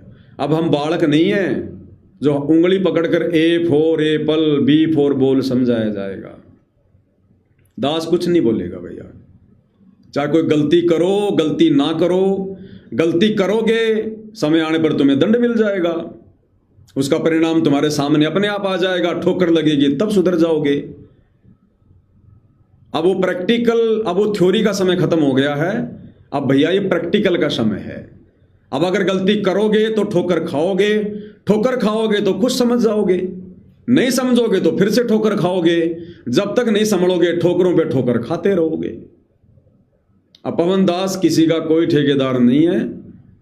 ये तो परमात्मा ने ज्ञान गंगा पुस्तक के ऊपर अभी तक वीडियो नहीं बनवाए थे, ये वीडियो बनने भी जरूरी थे, तो परमात्मा जी ने दास को सेवा दे दी इसलिए दास परमात्मा की सेवा कर रहा है। अन्यथा भाइयों और बहनों, आप देख रहे होंगे पिछले 1 महीने से दास किसी को कुछ नहीं कह रहा। ना दास कोई किसी प्रकार की ग्रुपों में कोई फालतू की पोस्टें वास्टे डालता है, ना कोई फेसबुक पर कोई पोस्ट डालता है, ना इस प्रकार का कोई वीडियो वायरल करता है। कुछ नहीं कर रहा दास। मैं तो अपने द्वारा बनाए गए पहले वाले वीडियो भी वायरल नहीं कर रहा। ज्ञान गंगा पुस्तक पर वीडियो, साथ में अपनी भक्ति परमात्मा की जितनी परमात्मा करवा रहे हैं। ना फालतू में कहीं आना, ना फालतू में कहीं जाना। जब गुरुदेव भगवान का सिंहासन बन के तैयार हो जाएगा, उसके बाद परमेश्वर की सिंहासन पर भी शब्द रूप में ही पूजा होगी उसी प्रकार से। और सिंहासन बन जाएगा तो हमने ये उम्मीद नहीं करनी कि गुरुजी कभी सिंहासन पर आकर बैठेंगे। अब नहीं करनी। जिस समय हम सिंहासन बनवाने की सोच रहे थे उस समय विचार अलग थे, क्योंकि परमात्मा किस क्षण क्या विचार बदल दे, क्या नई प्रोसीजर लागू करवा दे, किसी को कोई पता नहीं। तो सिंहासन का तो ऑर्डर दे दिया है, वो तो बन के आएगा। अब बन के आएगा तो उस पर मूर्ति नहीं रखी जाएगी, शब्द रूप में गुरुदेव भगवान की पूजा होगी। कभी साक्षात परमात्मा ने दया कर दी तो परमेश्वर जी का सिंहासन है, परमेश्वर जी विराजमान हो जाएंगे। बाकी हमने कोई उम्मीद नहीं करनी कि उस सिंहासन पर गुरु जी बैठेंगे आके, क्योंकि हमने अपने गुरु जी को शरीर में मानना ही नहीं है। वो गुरु जी की मौज है, कब आएंगे कब नहीं आएंगे, बैठेंगे नहीं बैठेंगे। हमारे लिए तो जिस दिन बन के आ जाएगा उसी दिन शब्द रूप में विराजमान हो जाएंगे। तो भाइयों और बहनों, मोटी मोटी बातें दास लास्ट में क्लियर कर देता है। जो भाई बहन साध संगति से जुड़े हुए हैं, जिनका लक्ष्य केवल मोक्ष प्राप्ति है, पूर्णतया अपने गुरुदेव भगवान के प्रति समर्पित हैं, और आज का वीडियो जिनको भली भांति समझ में आ गया है, जिनकी आत्मा ने स्वीकार कर लिया है, उन आत्माओं ने अपने गुरुदेव को धरती पर नहीं समझना है। भले धरती पर हैं, रहेंगे, बहुत सारे काम करेंगे, बहुत सारी लीलाएं करेंगे, लेकिन आप और हमारे लिए नहीं, वो संसार के लिए धरती पर हैं, वो बाकी संगत के लिए धरती पर हैं। ना हमने उम्मीद करने की गुरुजी कभी मेरे घर पर आए या मैं कभी आश्रम में जाऊं। वो बुलाएंगे दौड़ के जाएंगे, नहीं बुलाएंगे हमें कोई दिक्कत नहीं, शब्द रूप में हमारे साथ में। और हमने ये सोचकर डर कर कि मेरे गुरुदेव भगवान त्रिकुटी पर बैठे हैं, सदा बैठे रहते हैं, मेरे परमात्मा त्रिकुटी पर बैठे हैं और मेरे वहां आने का इंतजार कर रहे हैं कि कब मेरी आत्मा पूरी तरह से तैयार होकर मेरे पास आए और मैं इसको विमान में बैठाकर सतलोक के लिए प्रस्थान करूं। तो अब हमने वो जल्दबाजी होनी चाहिए इस बात की कि परमात्मा कब मेरी भक्ति बने। अब आप और हमने इस संसार की व्यवस्थाओं से, संसार की व्यर्थ की जिम्मेदारियों से धीरे धीरे अपना पीछा छुड़वाना है। हमने काम धंधे को बढ़ाना नहीं है, व्यापार बिजनेस को कम करना है, बढ़ाना नहीं है। भगत होकर जो काम धंधा बढ़ाता है वो तो मूर्ख आदमी है, मूर्ख। आदरणीय गरीबदास जी की वाणी है, उत्तम खेती, मध्यम व्यापार और नीच नौकरी करे गवार। क्या कह रहे गरीबदास जी? यदि आपको भक्ति सफल करनी है तो पेट पोषण के लिए काम धंधे भी क्या हैं? उत्तम खेती। भगत के लिए सबसे बढ़िया जो व्यवसाय है वो है खेती बाड़ी, और मध्यम व्यापार दूसरे नंबर पर है, काम धंधा व्यापार बिजनेस, क्योंकि उसमें टेंशन ज्यादा होगी, उसमें पाप ज्यादा होंगे। और लास्ट में बताया परमात्मा ने नीच नौकरी, जो नौकरी करता है वो सबसे नीचा बताया परमात्मा ने धंधा पेट पोषण के लिए। नीच नौकरी करे गवार, उत्तम खेती, मध्यम व्यापार, नीच नौकरी करे गवार। तो नौकरी को तो परमात्मा ने सबसे नीचे स्तर की चीज बताई है। सबसे बढ़िया भगत के लिए खेती बाड़ी। तो भाई और बहनों, बहुत सारी बातें हैं, समय समय पर परमात्मा अगर चाहेंगे, उनकी मौज होगी, उनकी मर्जी होगी, संदेश आप जीवों को देते रहेंगे। बाकी अब हमने अपनी जिम्मेदारियों से धीरे धीरे धीरे धीरे मुक्त होना है, मुक्त। हमने ज्यादा वो हड़बड़ाहट भी नहीं दिखानी, ना कुछ नहीं। दास के पास में तो छोटे भाई के 2 बच्चे रहते हैं, बचपन से रह रहे थे, उनकी माँ तो एक्सपायर हो गई थी, यहीं रह रहे थे। तो भाई का जो लड़का है हेमंत, आप देखते होंगे परमात्मा को भोग लगता है, आरती में देखते होंगे। अब क्या ना भाई और बहनों, बच्चे तो बच्चे हैं, बच्चों की कोई गारंटी नहीं है। जिनको बनी बनाई खीर मिल जाती है ना, वो खीर को फैलाएंगे, खाएंगे कम, फैलाएंगे ज्यादा। ये किसी के बच्चे हो चाहे। जिन परिस्थितियों में डाल के परमात्मा ने आप और हमसे अपनी पहचान करवा दी, जिन परिस्थितियों में पैदा करके ढालकर गुरुदेव ने भक्ति के प्रति आप और हमें सचेत कर दिया, रुचि पैदा कर दी, वो आप उम्मीद मत करना कि आपके बच्चों में भी वैसी हो जाएगी। हो गई तो बहुत अच्छी बात है, उनका भाग्य, उनके संस्कार है, बाकी उम्मीद मत करना। आप केवल अपनी जिम्मेदारी तक सीमित रहो। अब बच्चे हैं, अब हो सकता है मेरे हिसाब से तो कभी उसने प्रथम मंत्र की माला भी ढंग से पूरी एक नहीं करी होगी, कभी 10, 20, 30, अगर 50 अगर कभी कर लिए होंगे तो कर लिए होंगे। अब उनके अंदर भी हम जो है वो घुस के नहीं देख सकते। कह सकते हैं दबाव का मार्ग नहीं है, मार पिटाई का मार्ग नहीं है। छोटा बच्चा हो तो चलो थोड़ा बहुत धमका दे, मार पिटाई कर दे, अब तो वो मेरे से भी लंबे हो रहे हैं। तो दास हमेशा ये कहता रहता कि भैया भक्ति कर लो, भक्ति कर लो, ना तुम्हारा ताऊ काम आएगा ना तुम्हारी ताई काम आएगी, ये परमात्मा काम आएगा। परमात्मा उस समय मदद करेगा जब इसकी भक्ति करोगे। अब मर्यादाओं में रहना तो उनकी मजबूरी है, क्योंकि हमारे से बाहर कहीं वो जा नहीं सकते। अब भक्ति कर रहे हैं नहीं कर रहे, मंत्र कर रहे हैं नहीं कर रहे, जबरदस्ती हम देख नहीं सकते, कह सकते हैं। तो जहां तक दास को आइडिया है, प्रथम मंत्र की माला भी कभी उसने पूरी नहीं करी होगी, थोड़े बहुत अपने कर लिए, नहीं तो ठीक अपना लगा रहा। और दास हमेशा से कहता रहता था भैया भक्ति कर ले। अब कल पता नहीं कैसे उसका पैर फिसला, दास तो इधर लाइव आ रहा था, पीछे से पता नहीं कैसे उसका पैर फिसला और दीवार से लगा कोने पे टाइल के, और तकरीबन पाव भर खून उसका खोपड़ी का निकल गया। और घरवाले ले गए, फिर उसको पीछे जो भी थे बाइक पर बैठाकर उसकी पट्टी वट्टी ले आए, उसकी करवा के खोपड़ी की फूट गई। दास घर पे आया, दास को पता चला कि ऐसे ऐसे उसका सिर फूट गया। तो भाई और बहनों, दास को तो कुछ ही नहीं महसूस हुआ, कुछ भी। मर जाता तो भी कुछ महसूस नहीं होता, चाहे वो मरता चाहे मेरा खुद का लड़का मरता, दास को तो कोई किसी प्रकार का महसूस नहीं, क्योंकि भैया मैंने अपनी आत्मा को देखना है, बाकी तो मैं मजबूरी में जिम्मेदारी निभा रहा हूं। वो तो बेगार समझो एक प्रकार की। अरे भैया, जब साक्षात दरबार में वहीं पर पैर फिसल गया और खोपड़ी फट गई, और साक्षात दरबार में विराजमान मेरा बाप कुछ नहीं कह रहा, उसने कोई बचाव नहीं किया, तो मैं चिंता करके क्या बचाव कर लूंगा? बचाव होगा भक्ति से। ये इस प्रकार की घटनाएं ये साबित करती हैं कि मर्यादा तोड़कर या भक्ति में गफलत करके, चाहे अपने गुरुजी की गोद में बैठा रहना, काल वहां भी अपना दाव खेल देगा, वहां भी चोट मार देगा। परमात्मा किसी का सागा नहीं है। तो कहने का मतलब भाई और बहनों, आप और हमने इन व्यर्थ की जिम्मेदारियों से कि बेटी की शादी करनी है, बेटे की शादी करनी है, ये करना है, मकान बनाना है, आप और हमने कुछ नहीं बनाना। अपने दिमाग को इन बातों को लेकर 0% रखो, 0%। अगर ये मकान बनाने की चिंता दिमाग में आ गई और शरीर छूट गया, वो मकान के पास में कुत्ते बन के आएंगे, भले हम कितने बड़े साथ संगति वाले हैं।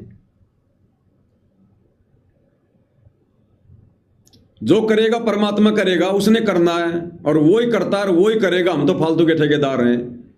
जो जिम्मेदारी हमें दे दी, बस उन जिम्मेदारियों तक सीमित रहो, उन जिम्मेदारियों तक। रंका बंका की झोपड़ी जल गई, अरे रात को बैठ के मालिक की चर्चा कर रहे हैं, सतगुरु की महिमा कर रहे हैं, झोपड़ी की चिंता नहीं है। अगर पूरी रात मालिक की महिमा छोड़कर झोपड़ी की चिंता करते, सुबह झोपड़ी बनी हुई नहीं मिलती। अब ये सारी बातें आप लोगों को भाई और बहनों समझा दी गई हैं। अब हमने उन तमाम चीजों को अपने भक्ति वाले जीवन में लागू करके आगे बढ़ना है। तो कहने का मतलब है, अब भाई और बहनों, किसी भी प्रकार की कोई भी सत्सेवक भाई बहन जो अपने आप को सत्सेवक कह सकता है अपनी अंतरात्मा से, अब इस बात की उम्मीद मत करना कि मेरे लिए गुरुजी धरती पर हैं। वो गुरुजी की मौज, गुरुजी आएंगे या बुलाएंगे कभी, वो मौज उनकी। लेकिन ये कभी उम्मीद, कभी ये किसी भी प्रकार से आशा मत करना कि गुरुजी कभी मेरे घर पर आ जाएं, गुरुजी हमारे लिए कभी कोई संदेशा दे दें, हमें आश्रम में बुला लें। तो समझ लेना, आप अपने घर पर गुरुजी को शब्द रूप में मानकर जो पूजा कर रहे हो, भोग लगा रहे हो ना, आपकी सारी भक्ति कमाई व्यर्थ है। आपके लिए, हमारे लिए, हमारे गुरुदेव भगवान त्रिकुटी पर बैठे, त्रिकुटी पर, और इंतजार कर रहे हैं कि वो मूर्ख कब अपना पीछा छुड़वा के मेरे पास आए, कब ये मूर्ख मेरे ज्ञान को आधार बना के भक्ति करके अपनी व्यर्थ की जिम्मेदारियों से पीछा छुड़वा कर, कि परमात्मा वैसे भी तो दुनिया मर रही है, युवा अवस्था में मर रही है, उनके परिवार को पीछे कौन संभालता है, वो तो भगत भी नहीं, उनको तो भगवान का आसरा भी नहीं। जब उनके बच्चे भी हमने अच्छे खासे खेलते कूदते देखे हैं माँ बाप के बिना, तो हमारे वाले तो परमात्मा आपके हाथों में है, आपके चरणों में है। असली जिम्मेदारी तो आप निभाते हो, तीनों लोकों में प्रवेश करके सबका भरण पोषण। तो हमने केवल अपनी आत्मा का कल्याण करवाना है। इस हिसाब से भाई और बहनों, अब हमने भक्ति में लो लगानी है, सतगुरु की सेवा में लो लगानी है। हमने इन आश्रमों के, इनके चक्रों में नहीं पड़ना कि गुरुजी वहां है, गुरुजी यहां है। ठीक है, सोशल मीडिया पर वीडियो आ रहे हैं, देख लो, कोई दिक्कत नहीं, कोई मतलब की चीजें ले लो, नहीं तो भूल जाओ। कहीं मत देखो अपने गुरुजी को अपने अलावा, कहीं मत देखो। अगर देखोगे तो मार खाओगे इस समय। अगर मोक्ष प्राप्ति करनी है तो। बाकी आप सभी भाई बहन समझदार हैं, ज्यादा समझाने की जरूरत नहीं है। दास के पास भी इतना समय नहीं है, रात्रि के वीडियो की तैयारी करनी है। तो आज के संदेश में पूज्य गुरुदेव भगवान के आशीर्वाद से केवल इतना ही। संदेशा अच्छा लगे तो शेयर करना, अच्छा ना लगे तो शेयर भी मत करना। अगर आपको ये बातें समझ में ना आई हो तो इस वीडियो को शेयर करना भी ठीक नहीं होगा। फिर बंदी छोड़ सतगुरु रामपाल जी परमेश्वर जी की जय हो।